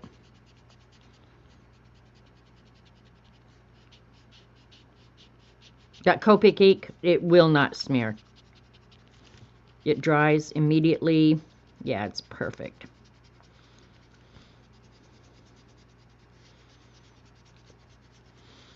I used to be a huge Micron fan. Huge Micron fan. Loved Microns. These Copic multi-liners, in my opinion, are so far superior. Partly because of the abundance of nib sizes.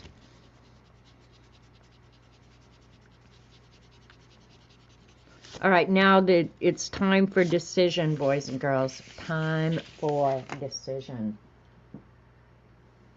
This is your favorite eraser? Mine too. Did you get the square one, CB? They make this little round one, you know, where you can pull these out.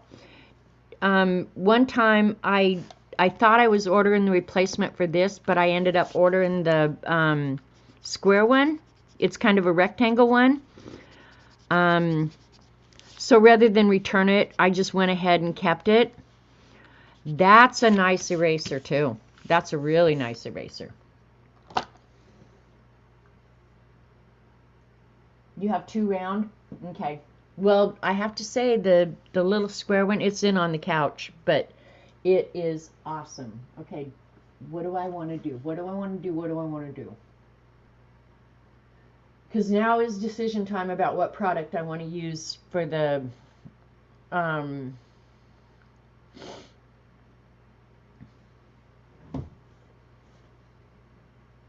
thinking.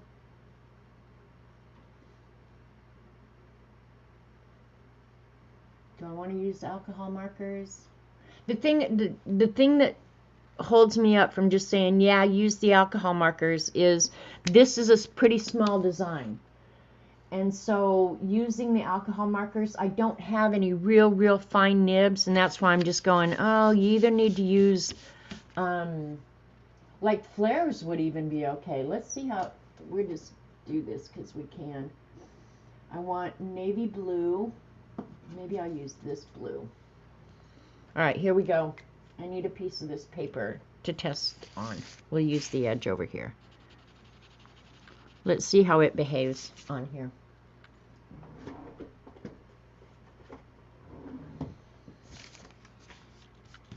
Oh, that's probably going to work really well, actually.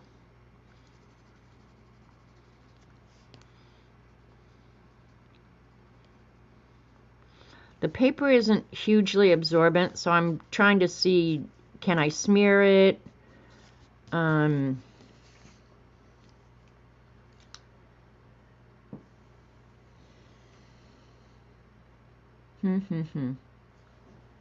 Colored pencil would, quite frankly, be the easiest with the most color selection.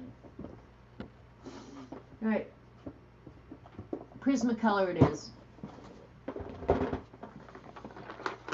Hopefully it's going to be saturated enough. Okay, so I want a navy blue and a light blue. Move this out while I'm choosing my colors. Which light blue? Think I like that one. Nope.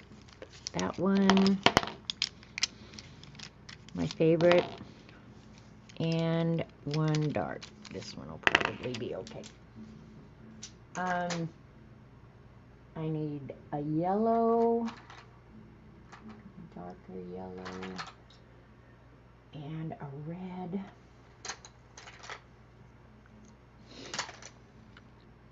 It's permanent red, that'll be good.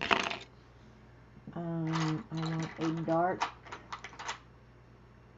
Crimson Lake. Do they make Crimson Lake anymore? I know they deleted it for a while, but I think they brought it back. They needed to bring it back. And then my dark red, where is it? I use it all the time. This one will be fine. Alright. Probably need orange for the yellow.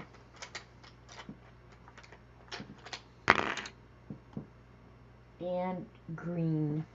We're using all the fun colors now, boys and girls.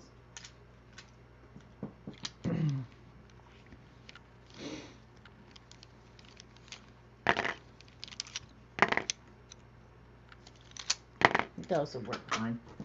Okay. We're just going to use colored pencil because it's here, it's easy, and I'll have plenty of color choices where if I use anything else, it's going to be just a pain in the butt. I hate those freaking bots. Alright. So the D, I think I'll do the D in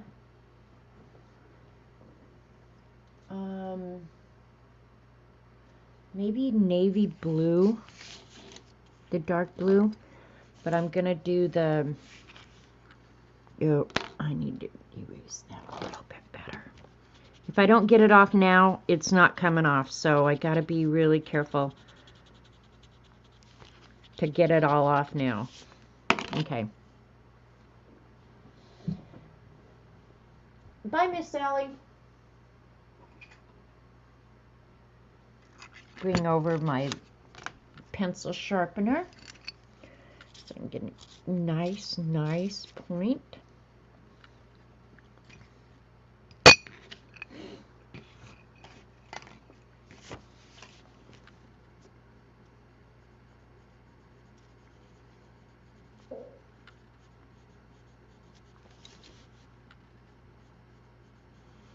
You know, you just can't hardly beat a colored pencil. Just saying.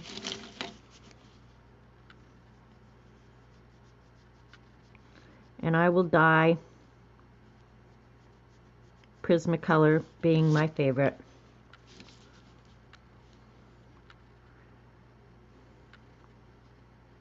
And I think I should try, just because I haven't used this paper in a long time.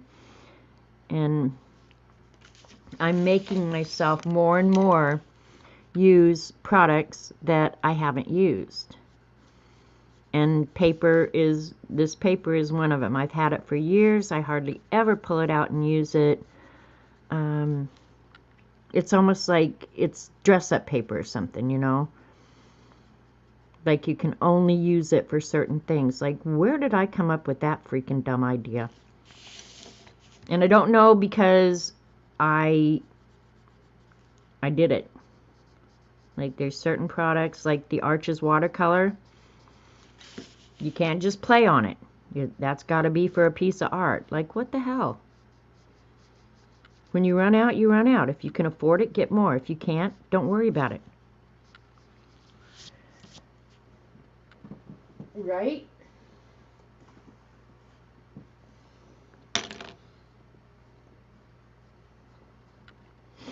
Okay, I do want the inside as well.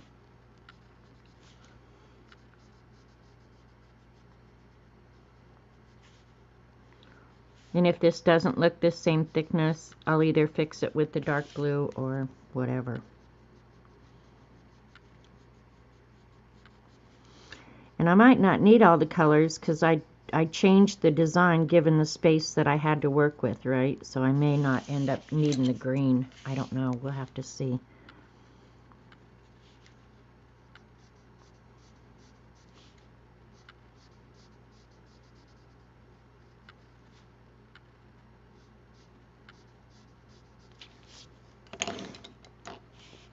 Now, one thing I'm doing that I shouldn't be doing is brushing it with my hand. With colored pencils, those little crumbs, and this is what I was going to test, those little crumbs will leave marks when you slide them across the paper. So be mindful of that. Okay, that's another nice thing about this marker paper. I can almost erase colored pencils 100%. So that's very cool. This I don't need.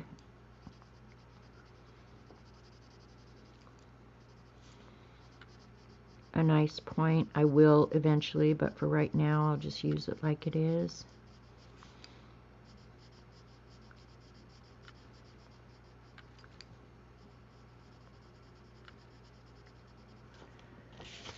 I will get out the brush because now that I recognize that I'm just being a dumbass, there's no point in being a dumbass when you know you're being a dumbass, you know? I just use a paintbrush. I do have one of those regular ones. This works fine.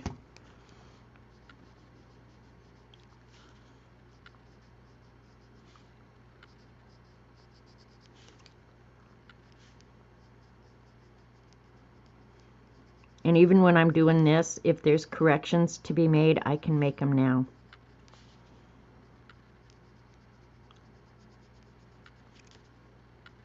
And I am pressing fairly hard because I want real dark saturation.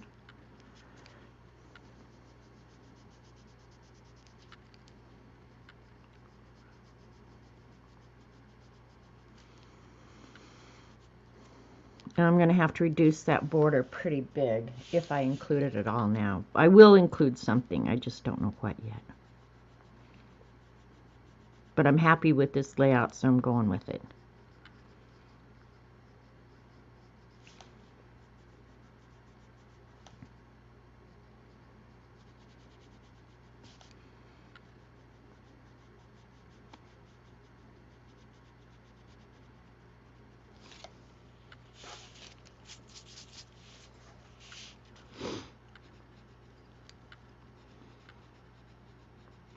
I think on that P and that M that I did for P&M Artist Studio, I probably will get out the alcohol markers and use that for them.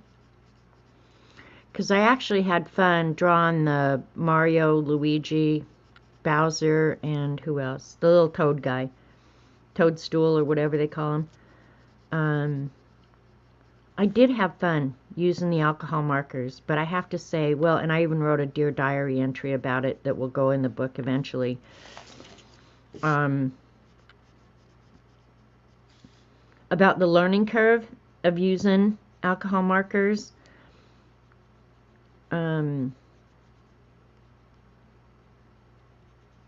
Yeah, there was more to it than just getting out your stuff and using them. Like the shading was different and ugh.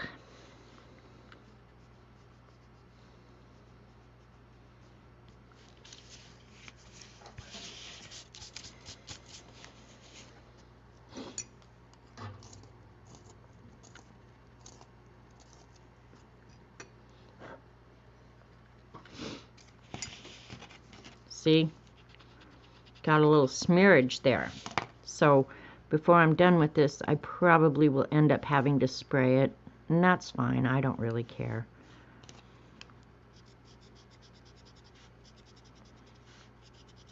But it goes on so nice. I'm okay with it. Your gold pen outline. Yeah, I'm thinking, Dee Dee, either gold or white. I haven't decided yet which I'm gonna actually use.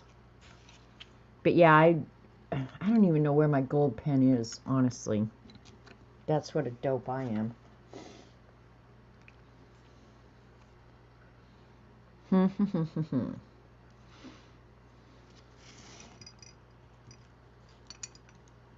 Because I bought you all the nice gold pens. I don't have nice pens. No, I think I did order myself one. I just have to remember where I put it. I'm just not sure where I put it.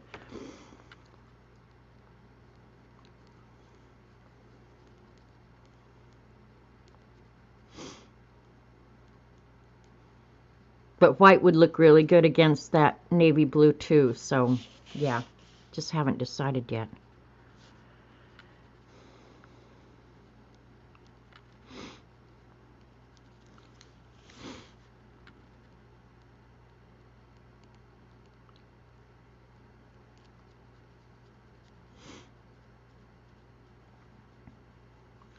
I also have some gold schminke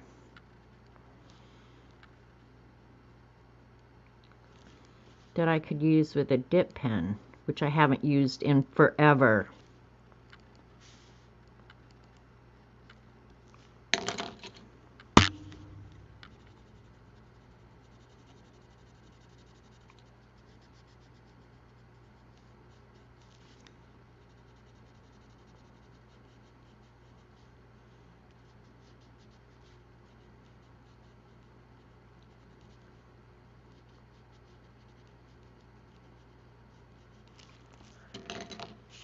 I'm just going to blow it. Hopefully don't honker up a loogie on it.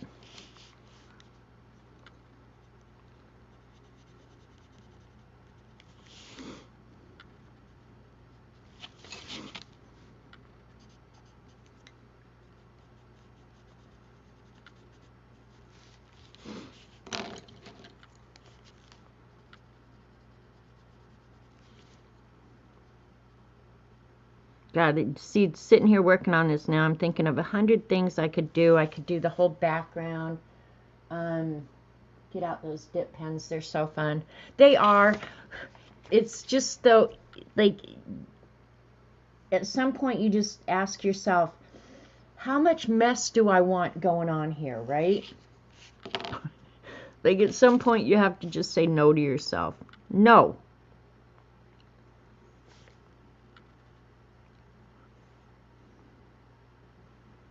I do love dip pens, though, and when I get them out, I do love playing with them. I will say that.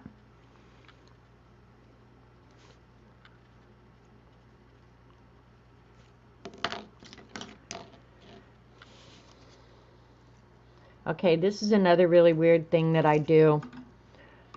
So that I don't end up with a bunch of nibs, colored pencils. This one I had to tape. But when my pencils get down real, real low, I glue them to the replacement pencil and go ahead and use them up. At some point, I will sharpen into almost the end of the new pencil, and I won't have a nib. So I use all of it because I'm a cheapskate. And I just use like Eileen's Tacky or something like that.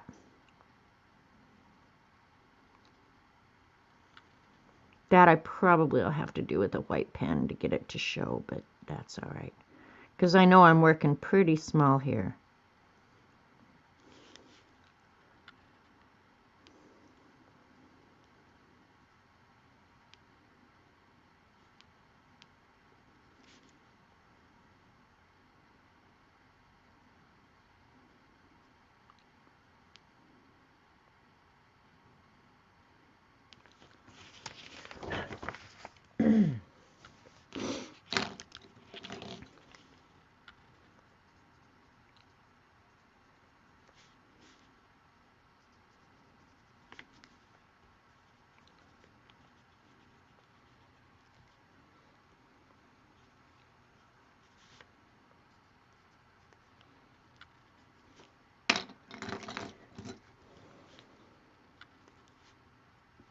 This one I need to sharpen.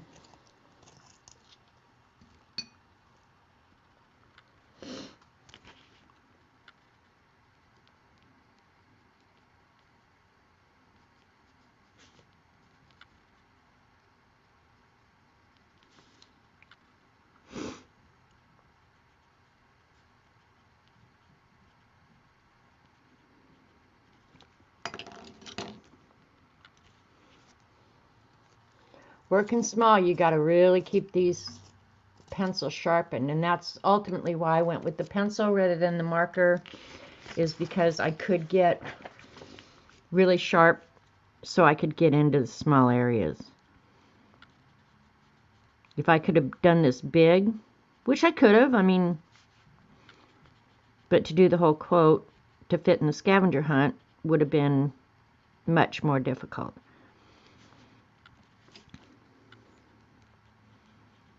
But I love detail like this. Now, detail like this might drive some of you batty.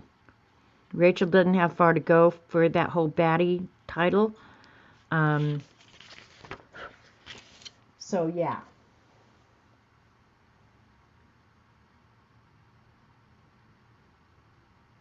More moolah for other. I'm a cheapskate. And I am just generally in life more frugal. I will say that. I am more frugal. Just life in general. I think you do that when you were a really, really, really poor college student. You know, like you learn ways to save money. Because I was the poorest college student on the planet. I'm pretty sure. And certain things, you know, I had to eat garbage because I couldn't really afford food. But certain foods that I ate back when I was a poor college student, still to this day, when I eat them, I still love them.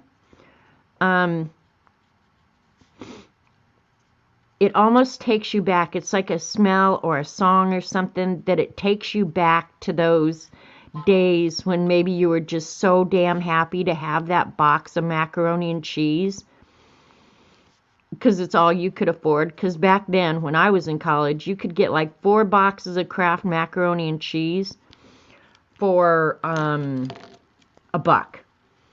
So like for $1, I could have dinner for 3 nights and share it with my roommate.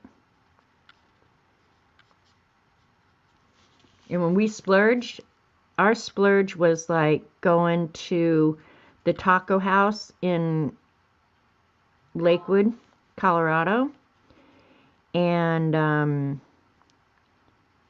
getting a 50-cent burrito, and then walking across the street and getting 25-cent beer. I don't know who's messaging me. I'm going to find out. You just got to say the batty bit before I did. I know, Rachel, I beat you. I think just like you, girl. It's Dee Dee.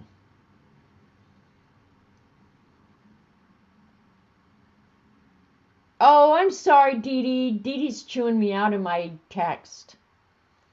Like, do not ignore Dee Dee. Do not. Mariah, do you want to see your fib art? Because Dee Dee's gonna beat me to a pulp if I don't show it, or she'll keep texting me. Do you want to see it?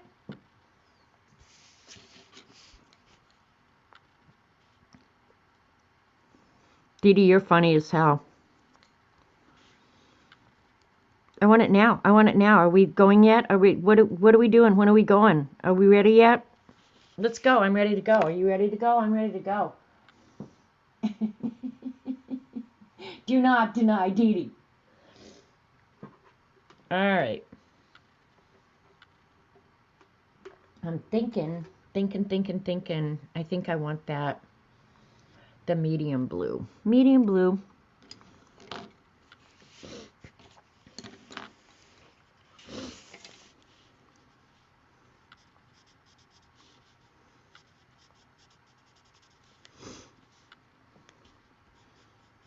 This foam core is more squishy than I'm used to be coloring on. Oh, I should have left part of that for the dark. Okay, I'll have to go over it.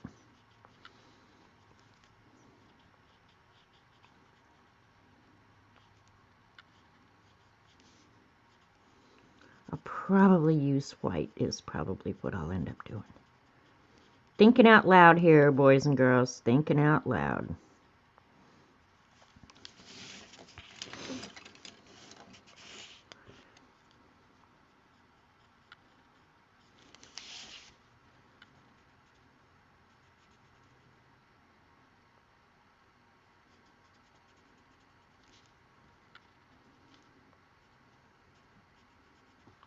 Did Mariah answer?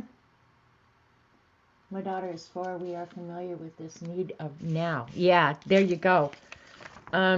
Did she say yes? She wanted to see it? Yes, please. Okay, let me find it. I think I left it in the book. Which book did I leave it in? There it is. I found it. Oh, this place is so piled up. It's going to make me crazy. I'm not ignoring Dee Dee, for God's sakes. We'll show her. Oh my God, Dee Dee's wetting herself over there. Here. All right, here's yours.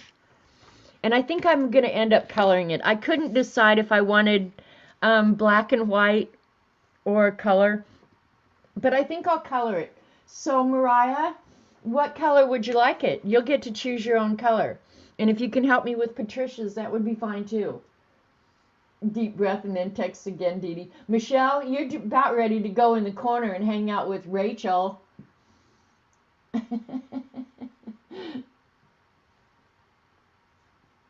Oh, what? That is awesome. So tell me what color you want it, and I'll go ahead and art it up in that color. My God. I am happy slappy P is grunge. Hi, Jilly.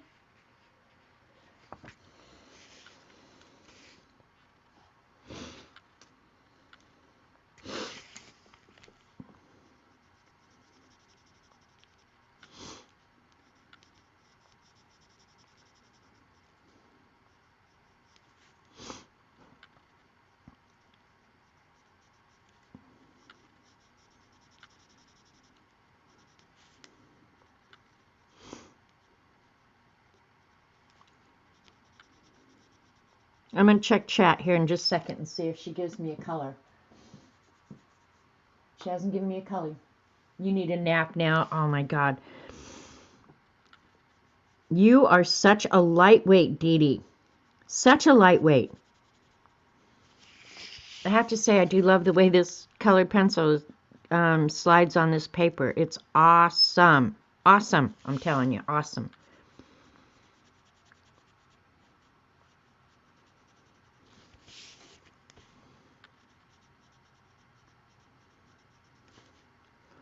I wish I'd made that curve different, but I didn't, so now I'm stuck with it. I mean, I could get out some Chinese white and blah, blah, blah. If it was for a client or something, yeah, I would definitely be fixing this, but for my scavenger hunt, no, I'm not gonna.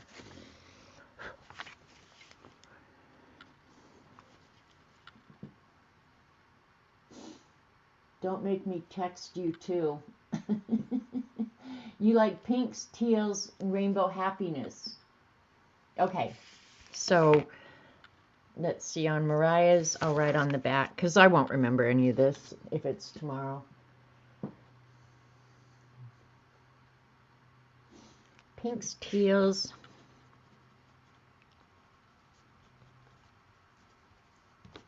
and rainbow. And P. Do you want to see P's too? There's Patricia's. And she is darker colors. Okay, I might do hers blue. Pinks and teals, I'm on it, girl.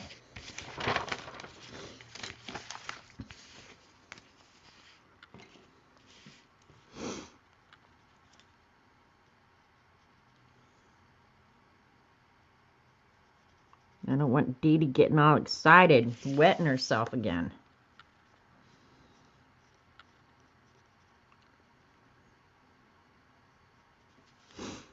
Dee Dee, I actually told somebody the other day that On February 4th, you're officially old. P likes Russ Browns and oranges. Okay, Russ Brown's oranges. Russ Brown orange. Thank you, you guys. Brown could be gorgeous with gold, right? Russ Brown and oranges. Okay. Yeah, brown with gold could be really, really nice. All right. So now I think, well, I'll finish that first. This one is going over.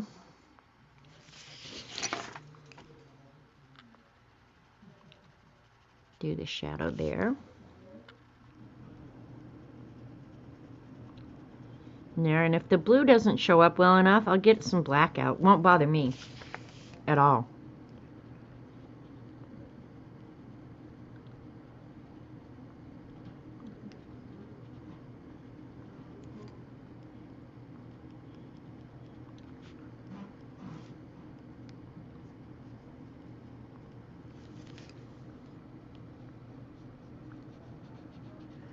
I don't know how well you guys can see that. All right.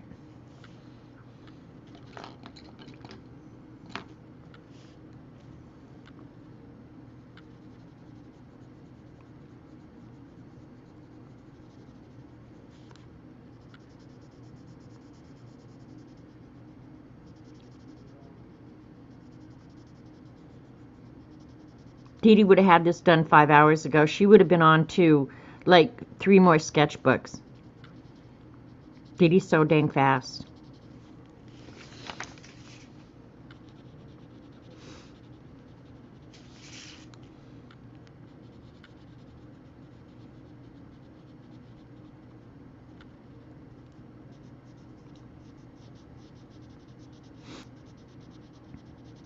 Now on something like this, like I just did get into the blue a little bit, right as my brain was thinking that. That was like that little intuitive voice that you should listen to. Because this paper is so smooth and accepts color so nice. If I get up against that blue, I'm going to transfer it. So, gotta be a little bit careful here.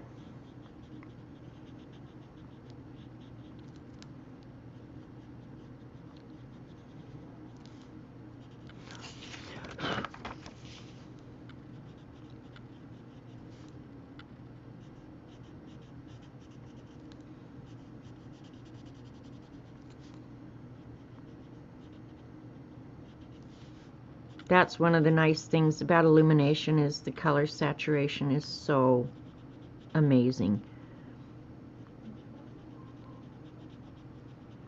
I don't know who's Robert's talking to, but whoever it is damn funny.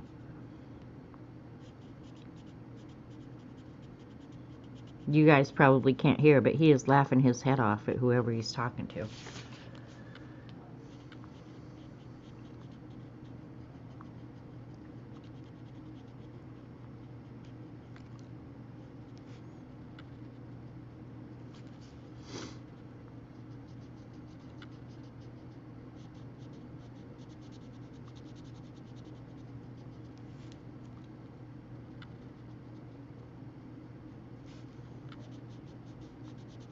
A little smear there. Oh well.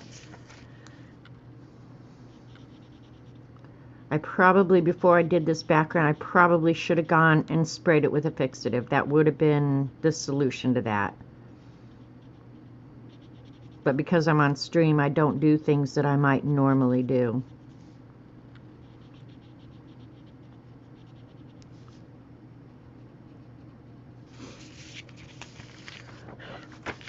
Now I'm going to take,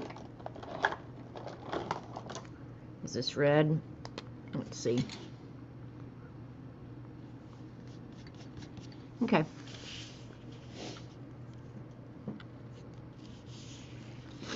Learning much about Dee Dee Willingham. Dee Dee Willingham. If you learn one thing at all, Dee Dee is really just the best. She's the best at everything. She she's not only an amazing artist, she's just the best person, and I hate saying this where I know she can hear, but Dee Dee Willingham, absolute best. The best.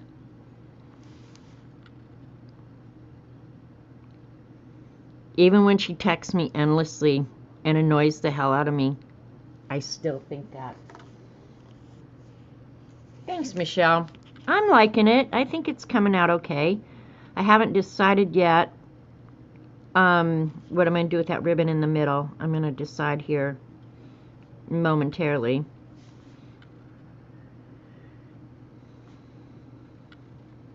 And then I'll hold it up where you guys can see. Because I know it is small. I do know that. It's probably been very tedious for you guys to watch, but oh well. See, now I've probably made up now for her having to text.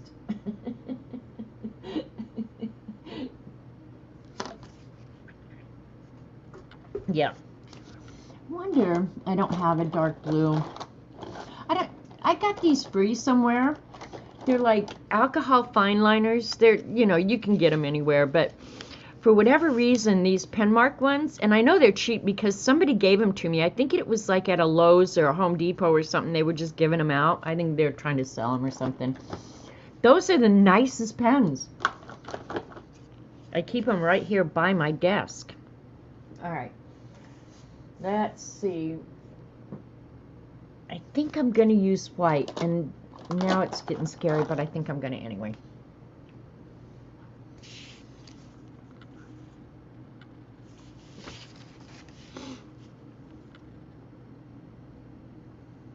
If it'll write on it.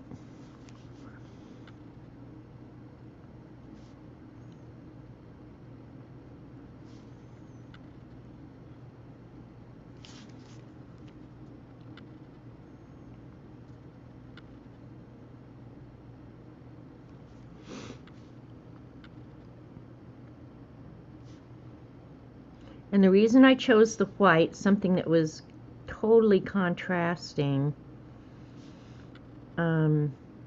was so that you could see the intertwining. Otherwise, you weren't going to be able to see it.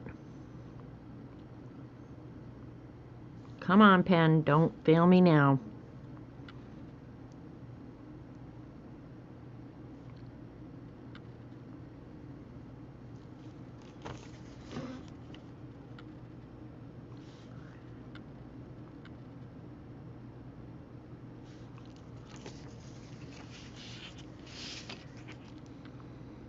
Now I could start dinking. I will add a little bit of dark blue, I think.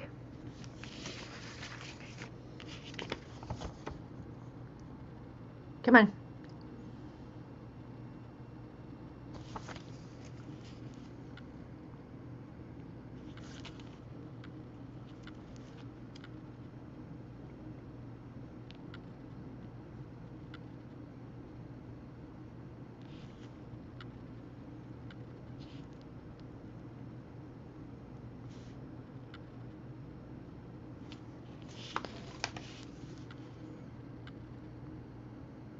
Come on.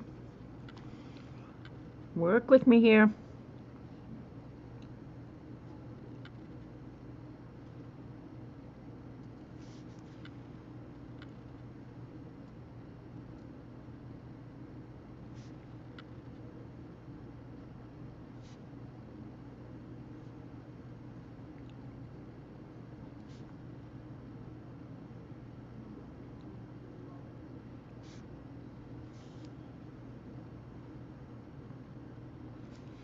And I could have just as easily done what I just did with white with gold.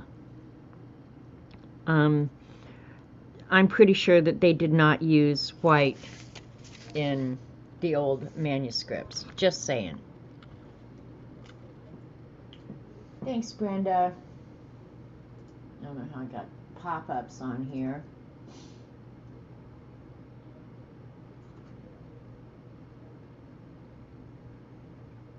Also, I love this quote, and we'll make a journal using it. Beauty will save the world. There you go, Mary. Hi, by the way.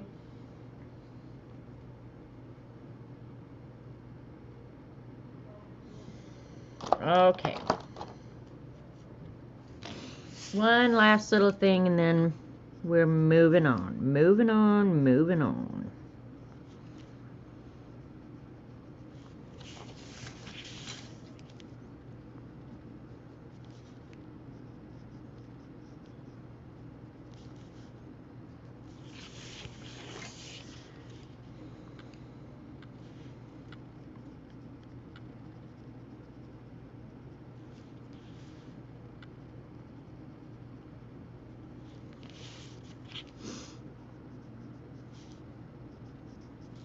Am I even on camera? Sometimes I pull it closer to me so I can see, and then I forget that you guys can't see. And I'm not sure which is most important. Who cares if I can't see? There we go. I like it. I like it. I like it. I have shavings everywhere. Let me clean this mess up real quick.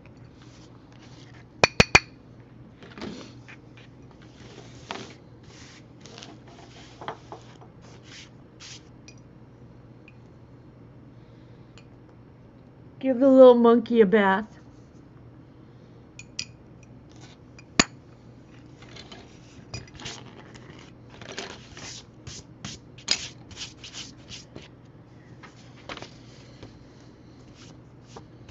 All right, now I have to decide if I want it. Which? No, D is not for Dorothy. D is for doubt. Oh, there's a bunch of chat down here. My chat quit scrolling, dang it. Thanks, Rachel.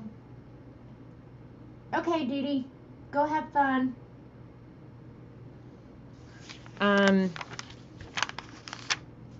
Where'd my tape? Oh. I'm going to say, I guess I didn't tape it on all four corners. I thought I did.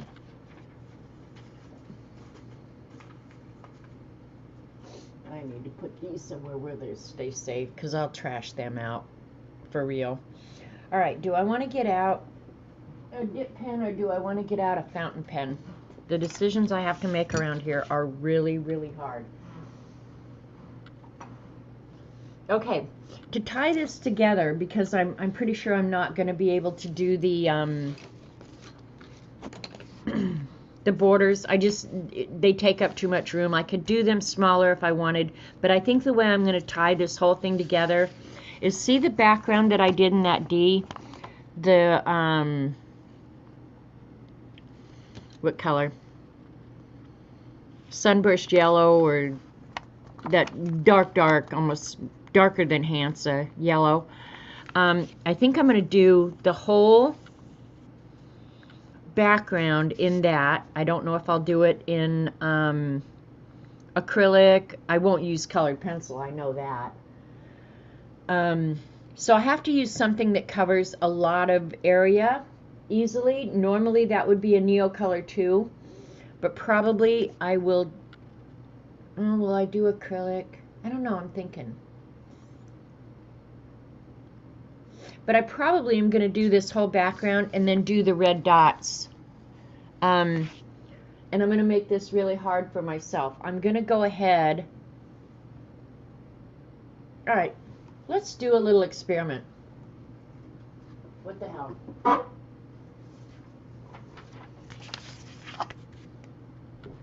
That's the leftover sheet.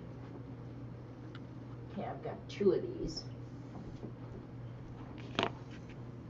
I love doing large areas with Neo Color too, but I'm not sure how this paper is going to behave, so let's just do an experiment and find out.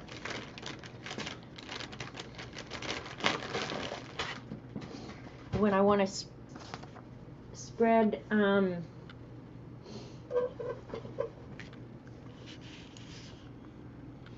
think I want the lighter of the 2. All right, here we go. I'm not sure I like working on this surface, to be really honest with you. Where's my cutting board?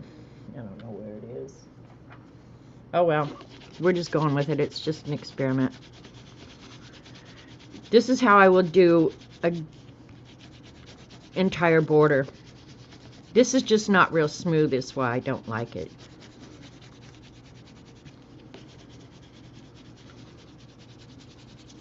This might work. What the heck? We'll find out.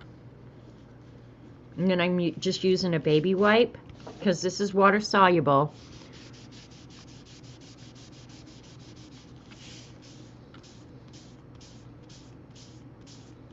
I'm not sure how much the paper is going to warp. But doing it like this with the baby wipe, where I'm not just absolutely saturating the paper, I'm just barely getting it wet, might be able to work. And because it's water soluble, I'm going to be able to move it over and over and over again. But if I get it wet from edge to edge,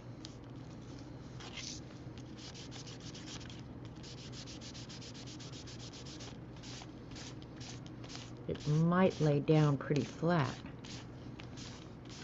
Now I can glue it flat regardless.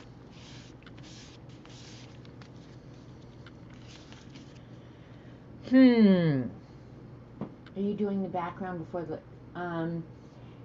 Rachel, that's what I'm trying to determine right now. If I do the lettering before I do the background, then I definitely have set myself up for a challenge.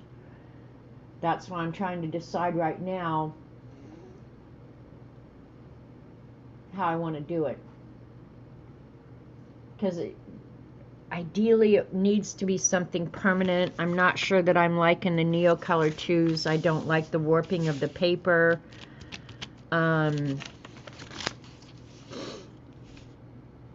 Yeah. So the Neo Color 2 I'm not going to be happy with. I know that. It is harder to use pen on top. Unless I do dip, Kathy, in that India ink. Yeah, with a dip pen I can pretty much do anything. But the thing is, will the ink feather? I don't want that. So I'm thinking. If I did the whole back, and I do have Prismacolor blocks, so that if I wanted to, I could do that whole back in Prismacolor, because I do have the blocks. Let's see if they, okay. I'm making this a whole hell of a lot harder than it has to be, boys and girls. But I want to be happy with it. Let's see, where are the Prismacolor artist sticks? Here we go. If you want to do big areas, okay, I could also use Crayola. I mean, hey, Julie Topaz. Oh, and Rachel, I was going to tell you guys, I have not gone to the post office to mail your stuff. Don't be hanging out at the mailbox thinking that you got mail coming, because I haven't even gone to the mailbox yet, or the post office yet. So there's that. Okay, let's dry this out real quick, and I'll use the same sheet of paper.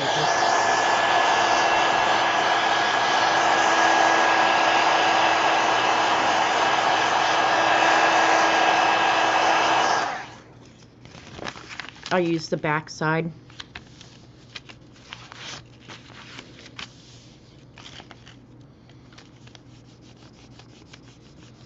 Okay, I wouldn't color it all, thinking that I wouldn't end up with some overlap marks and stuff like that, okay? But I could do a large area in a shorter time, and then probably what I would do, and I don't have time to do it on stream, but, oops, that one already has stuff on it. I would probably go ahead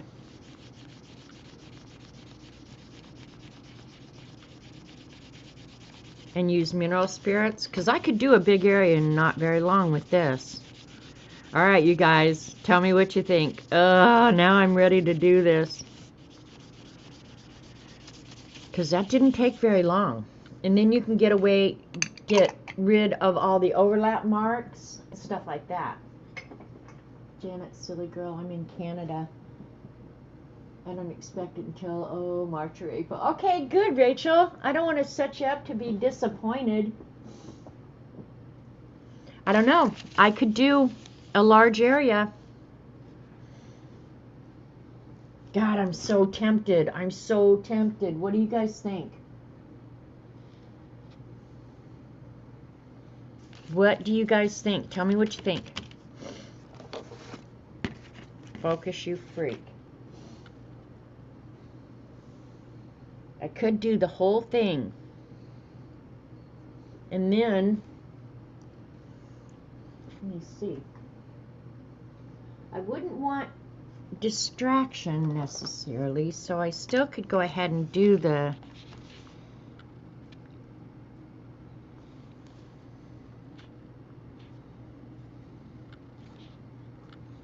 I'm so tempted.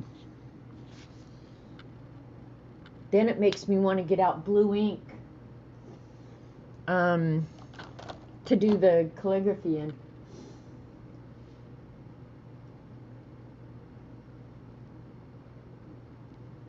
Go for it. You are not an underachiever. Well, that is bold words coming from an overachiever. Let's do it. What the hell? I'm just going to have to be really, really careful around the D now because I'm doing this on the fly. It's not like I came into this with a plan, you goofs. The only thing is I've got the graphite down here.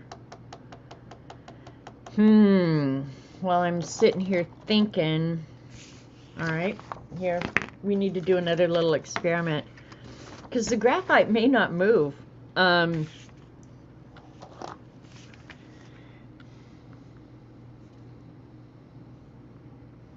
Oh, you know what?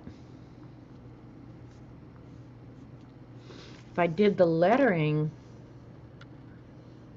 oh my God, I'm such a goofball, don't you know? All right, when I go over that, it doesn't want to smear, but this should have enough. Yeah, it still does.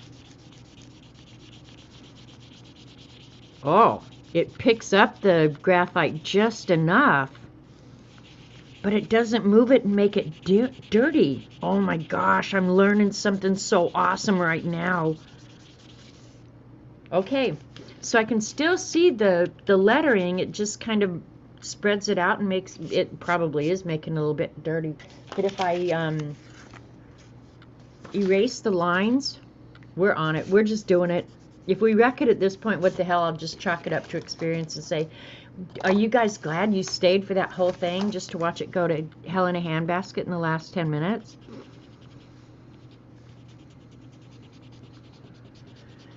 Let's go.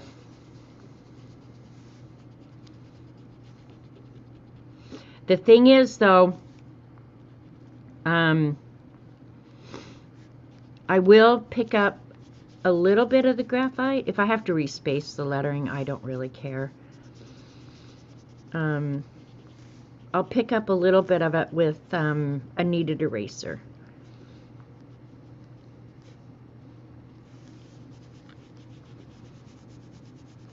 That was not at all what I expected, frankly, but what the heck.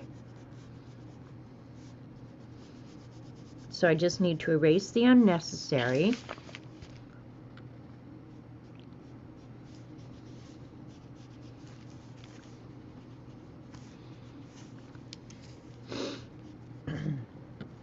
Check to see if your ink will move. If not, do lettering first. The thing is, B, that I'm afraid of, and I could do that. Let's do an experiment doing that next. The ink probably will not smear, but it will end up with a film over it. That would be my fear there. Depending on the ink that I use, and I probably am going to use some acrylic ink. And the thing is about using acrylic ink, let's just go get it. is I probably have a dark enough blue, because I think I'm going to do the lettering in blue rather than black.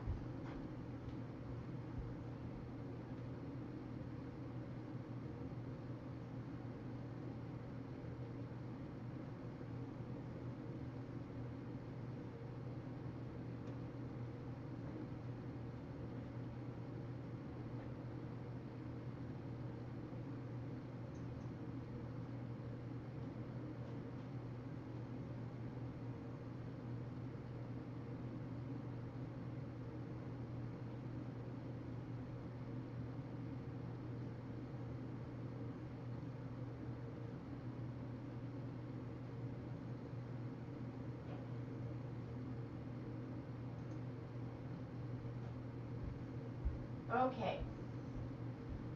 I have a bunch of different colors of blue, and it was hard to pick out. So I picked up, I have indigo as well, but indigo I'm afraid will be almost black. There's Prussian and Bombay India ink, the blue India ink. Both of them, when dry, will not move. That's true, B. I can always cut the D out and move it to a new page. B is smart. B is really smart. All right, we're going to get out a dip pen and the stone.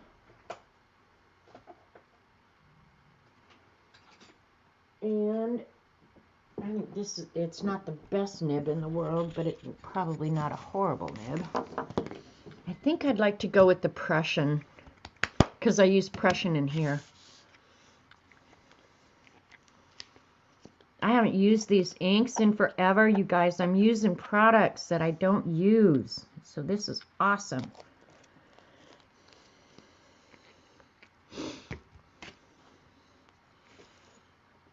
Probably would be better if I just dip in here, especially initially. Later I won't have to, but initially I will. Now, typically you do not want to use your dip pens with acrylic ink, and I would not recommend this for anybody. So if you're doing this at home, don't do what I do.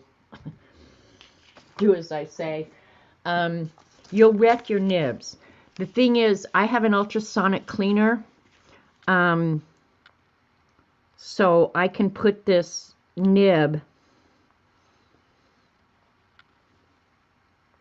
into the ultrasonic cleaner almost immediately. I'm done here. But if you let your ink dry,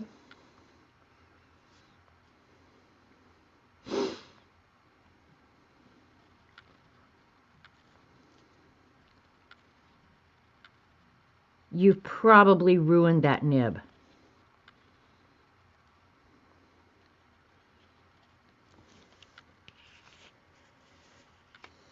I like that blue, and I will go ahead and, since I haven't decided what I'm doing yet, I will go ahead and rinse this nib, get the blue out of it.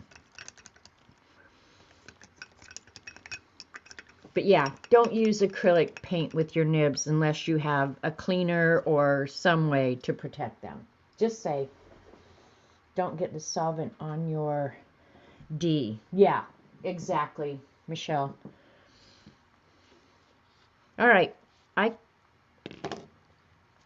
okay with that. I mean, I'm not okay with the lettering, but let's just give it a try.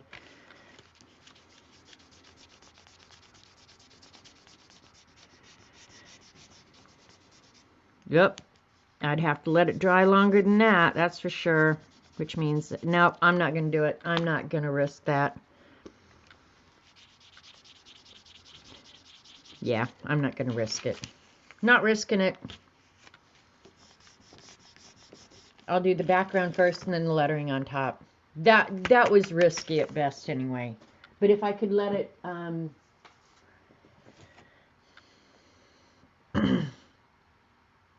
probably let it dry for a day. And another thing I could have done is get go spray it with some solvent. You wish you had a dip pen and some ink. Dip pens, they're really inexpensive, Sherry.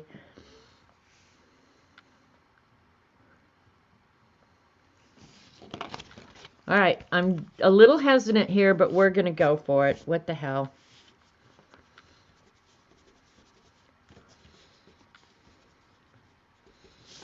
You have to remember, this is not a piece of art that's going to be sold. It's going to live in my book. Who cares? Who cares? Who cares? And if I goof it up at this point, I'll always look at it and say, damn, I wish I had done that different. Or remember when I did this? All right, this should happen pretty quick. I don't have a lot of time, so I might go a few minutes over.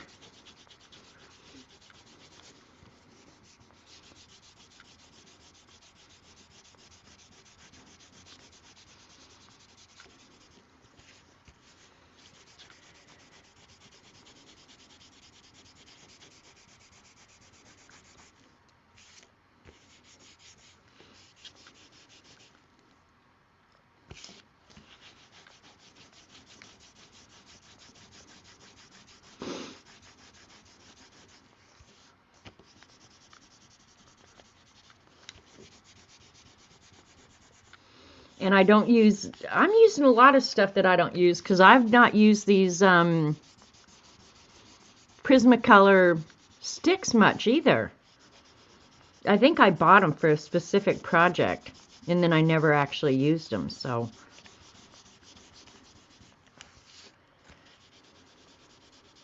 So I am cleaning up around here.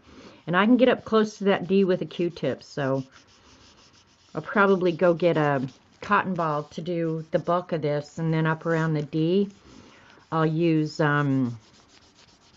Q-tip so I can control the solvent. And the solvent is only mineral spirits.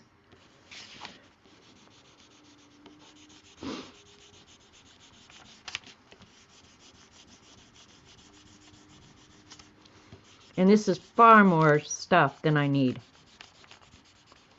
I mean, because it smears so well, it's almost like the Neo colors. Yeah. All right. I'm going to go get a cotton ball. If I ruin it at this point, you guys can laugh at me forever. Which you're laughing at me anyway, so what the hell difference does it make? Lisa, don't spend your money on the sticks, honestly.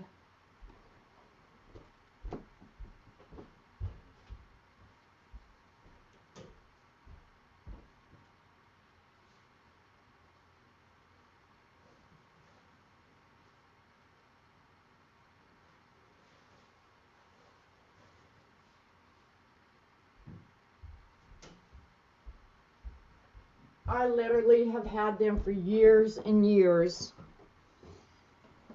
And this is maybe the third time I've ever used them. Generally, you're not going to do large areas, and that's pretty much what they're good for. So, to me, I would not recommend them. Okay, and this little thing, this is where I keep my mineral spirits. Those are just a cut up cellulose sponge. And then I put a little bit of mineral spirits in. And if you put a Q-tip in, you can just dab the little sponge and it absorbs plenty. Yeah, this is just cotton ball. Hopefully this will work the same way. Never done this before either. I'm either going to fail miserably or I'm going to be all of you guys' hero. Let's go to see what it is. Oh, this is going to be awesome. That was a lot of mineral spirits that sucked up. This is odorless, so it's not like I'm sitting here sucking in fumes, you guys.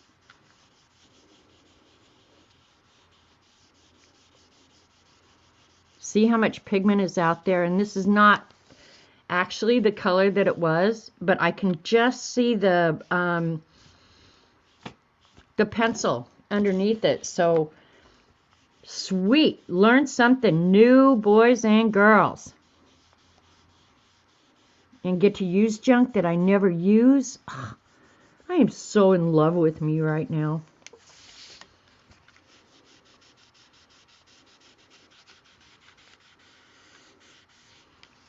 And see those marks that were where it was leaving piles of product?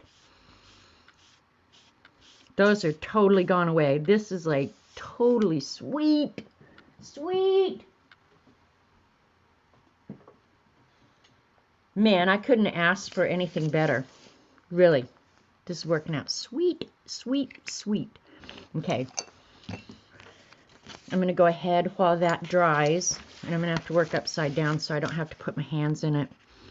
I'll add a little bit of pigment here.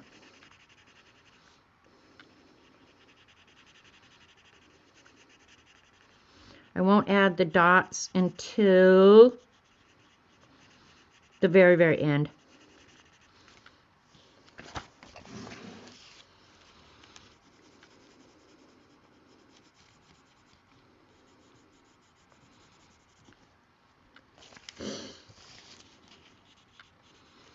That was totally cool.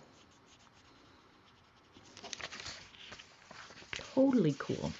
Still wet out there. It takes a while for that to evaporate. Because that's what it's doing. It's not actually drying, it's actually evaporating.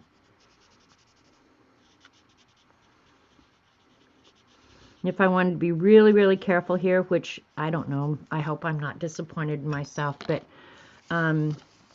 I could also do this with a small brush, okay?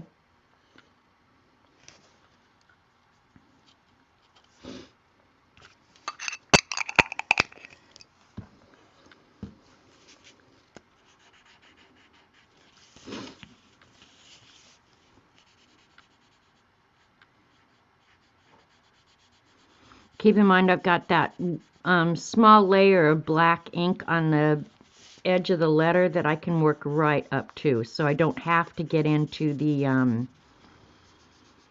Prismacolor, the blue Prismacolor that's there.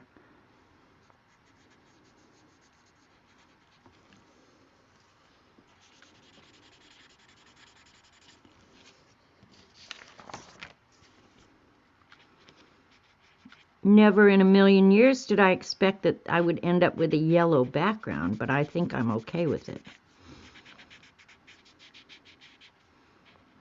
Because then the D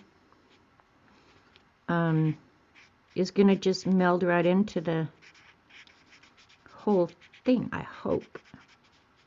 This is fun. Today has been fun. Trying new things. Pissing Dee Dee off. Getting my butt chewed. Yep, been a good day, Tater. Alright, I didn't smear it. It looks good. I'm happy. Woohoo!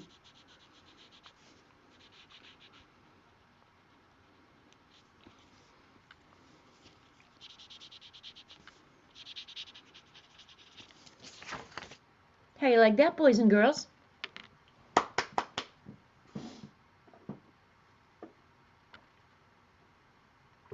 You've never heard of mineral spirits? It's a solvent. It's actually, you'll find it in the paint department at a hardware store. It's actually a paint solvent, is what it is. So, yeah. This is so cool that I get to use all these products that I never use, and I use them in different ways. I'm proud of my bad self, you guys. I really am. All right. All right. Now the lettering. I'm so bad at lettering, so you guys, I hope I do okay. I should have practiced for about a half a day before I even attempted this. Where'd that paper go? Okay.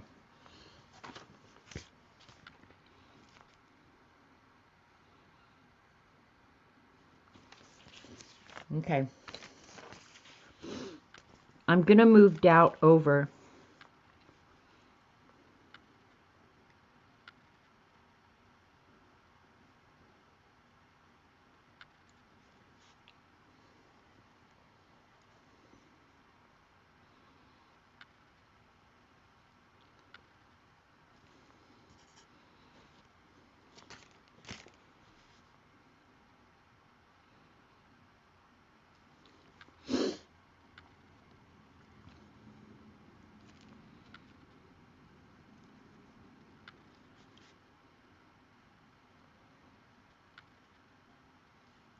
And I know I don't make my letters exactly the way I should, but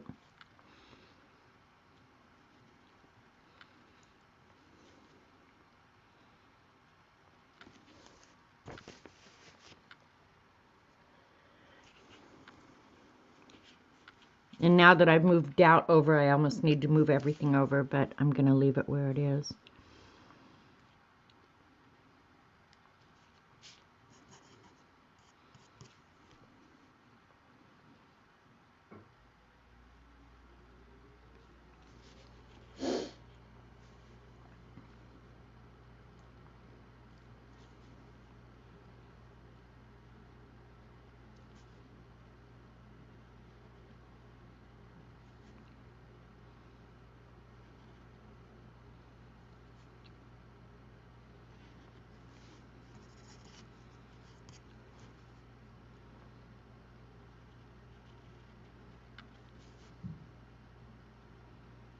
Oh, I need a stiffer.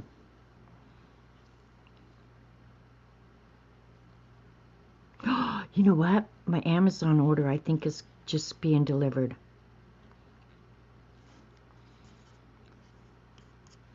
I got a new ceiling fan, for one thing. So I'm excited about that because, oh my God, sleeping without a ceiling fan is like, the worst thing ever.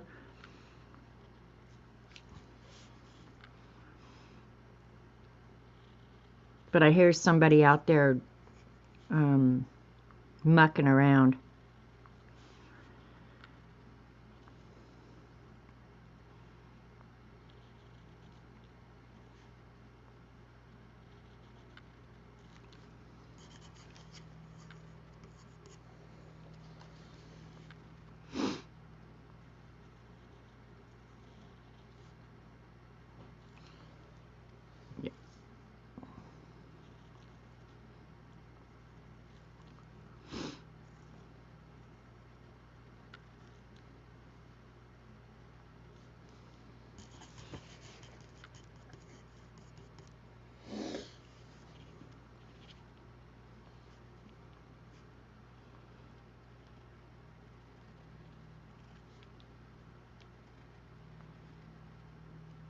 Oh.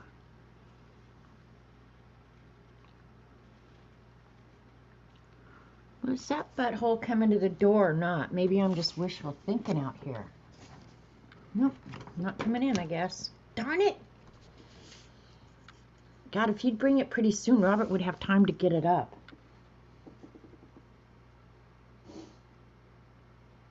You won't be sorry, Barbara.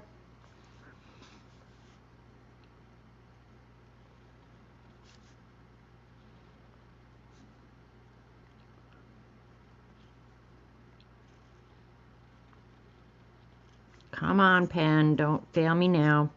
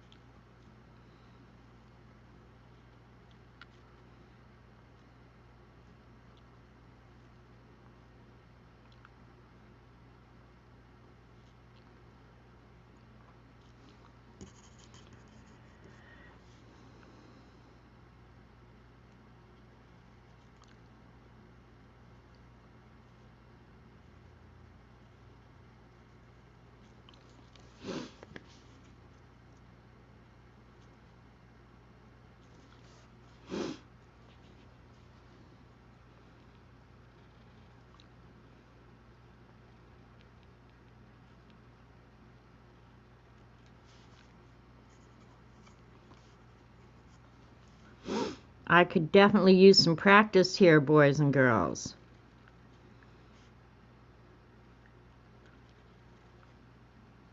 Part of it is this bumpy damn thing I'm trying to ride on that pisses me off. Okay, now you're seeing my frustration.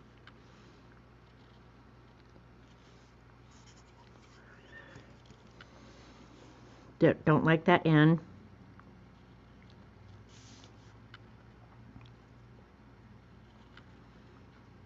You can feel when something happens right.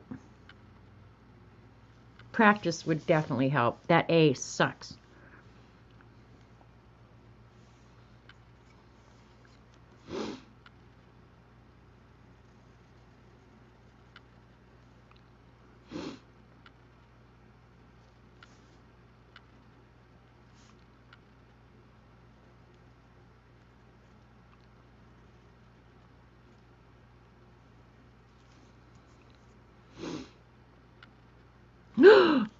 No, please, no, no, no.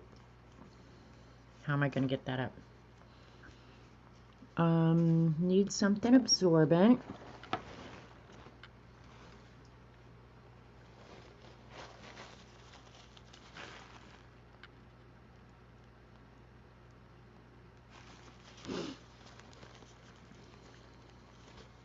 That pisses me off.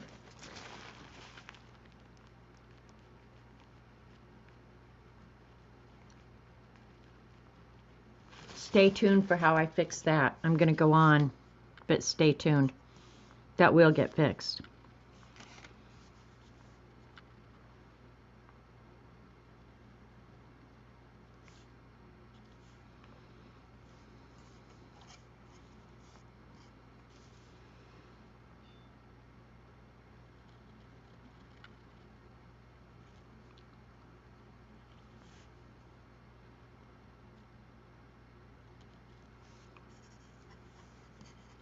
It's one of the problems using acrylic ink. I'm going to have to wash the nib real quick. The nib is drying out.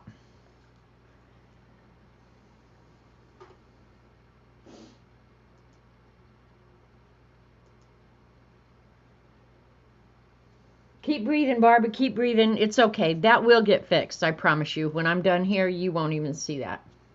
And it's time for the stream to end, but I'm almost done, so we're going to finish it up. And then I will finish the background. Yep. The nib is just resisting. I'm almost done, so I'm going to finish. Ideally, what I would do here is stop, clean the nib.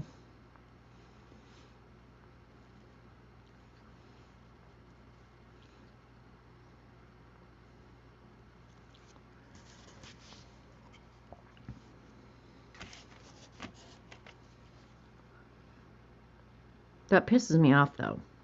But, yeah.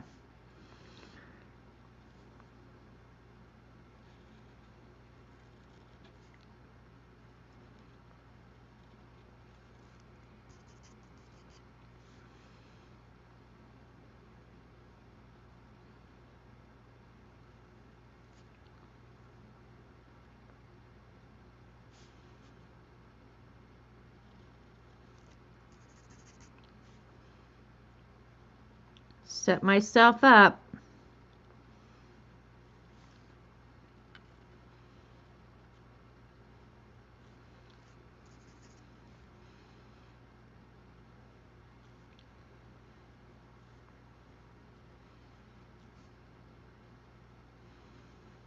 Some things come back really quick, you guys. I mean, I literally have not done calligraphy in forever.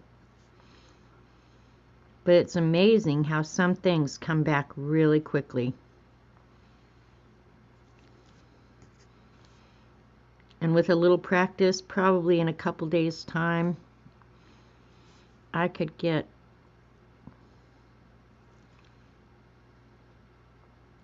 back to fighting weight. This pen is, the acrylic ink is really what's causing the problem.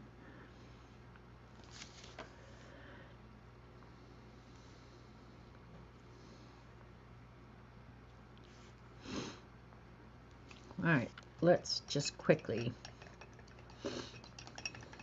Not great, but not horrible.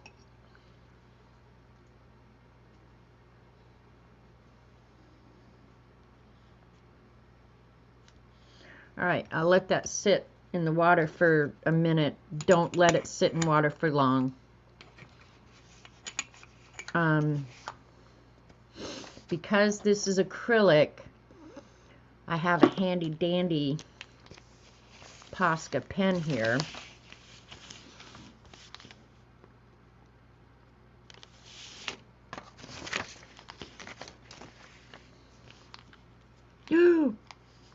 Why don't you make it worse, idiot?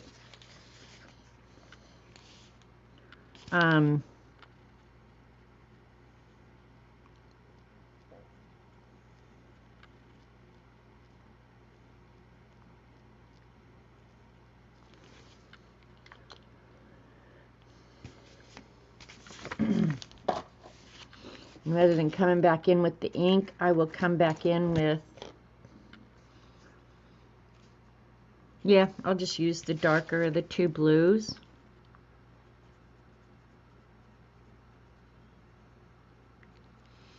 Correct my letter. And it's almost like it didn't happen. And then take the little, I did goof that up, but I'll fix it just like I'm fixing this. You'll never know the difference when we're done.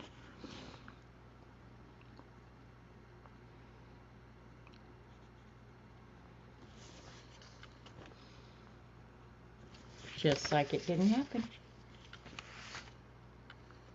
Now I'll have to clean that up, but I'll let it dry completely.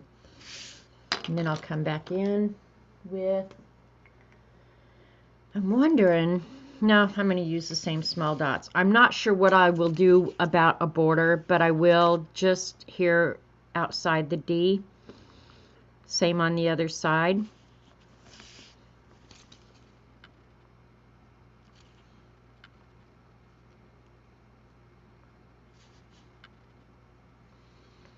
Probably do a blue ribbon border or something like that. Something really simple.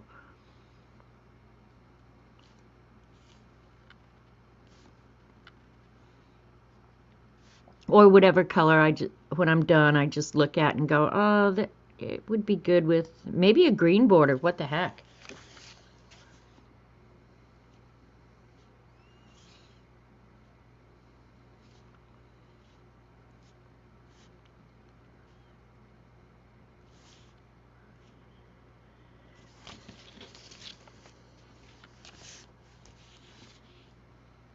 Totally random spacing.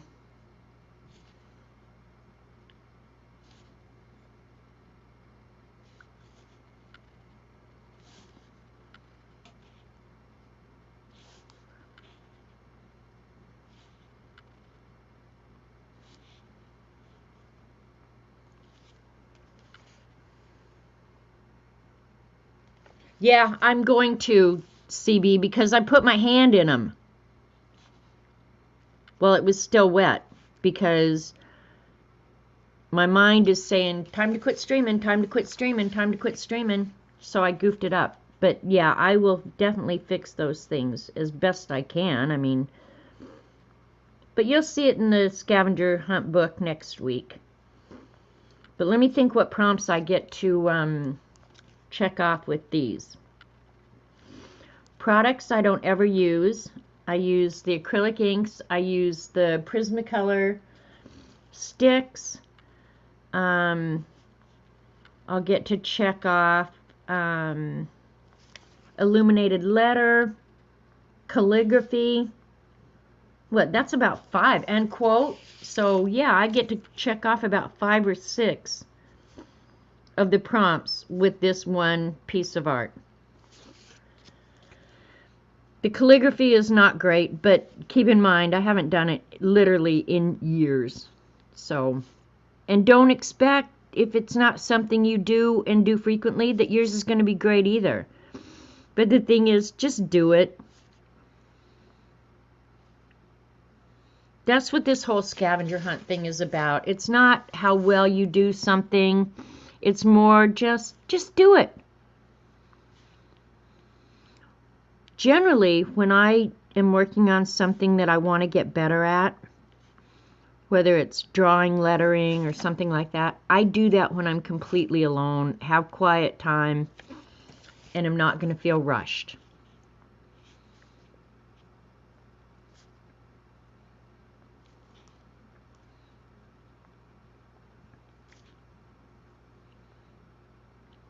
Yeah, I did goof those up. They go like that rather than, because I did it like the F. We'll get those bad boys fixed.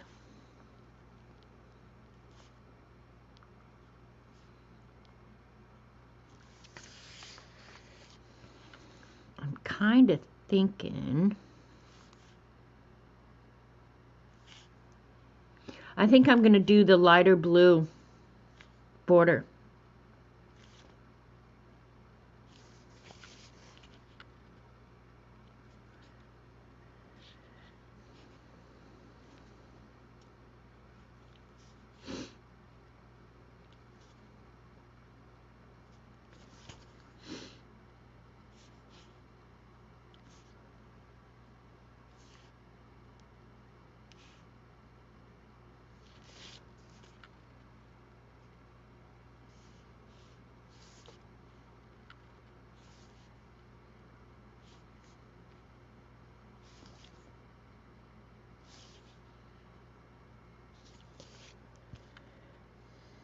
All right, you get the idea. Let's go ahead and clean this crap up, which pisses me off, but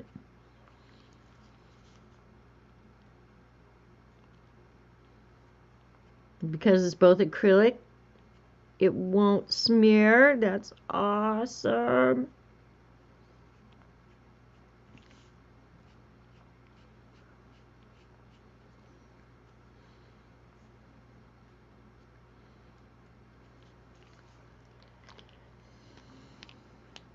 Now, I almost put my hand right back in it. Now, that is indicative of an idiot, don't you know?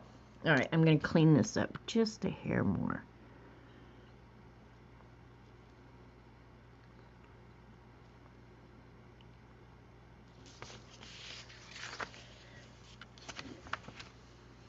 And I've got them too much at an angle. I almost would rather just rewrite will and paste it on there. But it's okay. I'll get it. And then on the letters that I want to make correction to, actually, I'll probably look at it upside down. I'll go in here with the Prismacolor and make what little changes I want to make.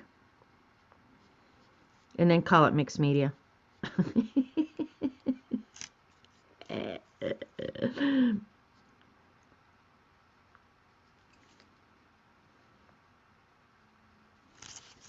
So yeah, I will go ahead and work on this a little bit more, and I will put some sort of border on. I don't know what kind. We'll just have to see.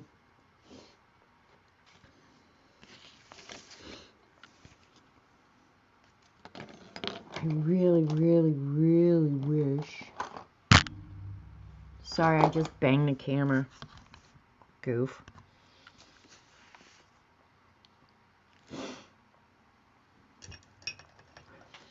I'm going to try and do it right now. Well, I still got the blue ink out, because if I,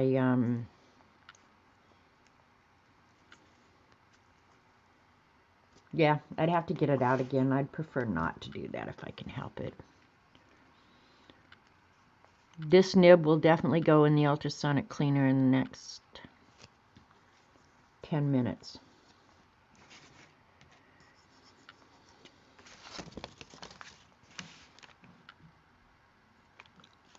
Yeah, it's really holding ink. It's holding water too, so it's going to water down the ink.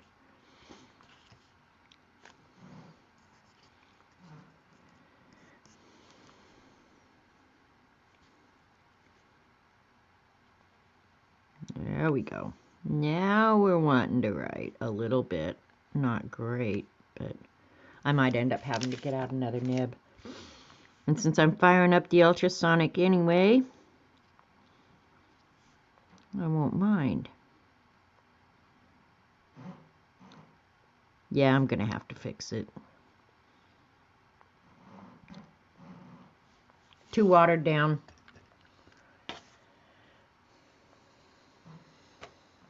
All right, those will have to wait. Thank you, Peggy. I'm happy with it, and I'll like it when I get some sort of border on it. I really like the D. I think the D came out good. And keep in mind, some of this gets cut off. I don't know. I may end up doing a border separate and then putting it on here. I don't know what I'll end up doing. Yeah, just don't know. It was fun. Definitely outside of my comfort zone, stuff that I haven't done in ages and oh, I'll leave that on for right now. Stuff I haven't done in ages and ages. Yeah. So don't be afraid to try stuff. Just do whatever it is you're gonna do. Yeah. Go to your library and check out books like Barbara did. And I am out of here, boys and girls. I'll see you next Monday. Have a great week. Appreciate you guys hanging with me. Be kind. Love you guys. See you. Bye.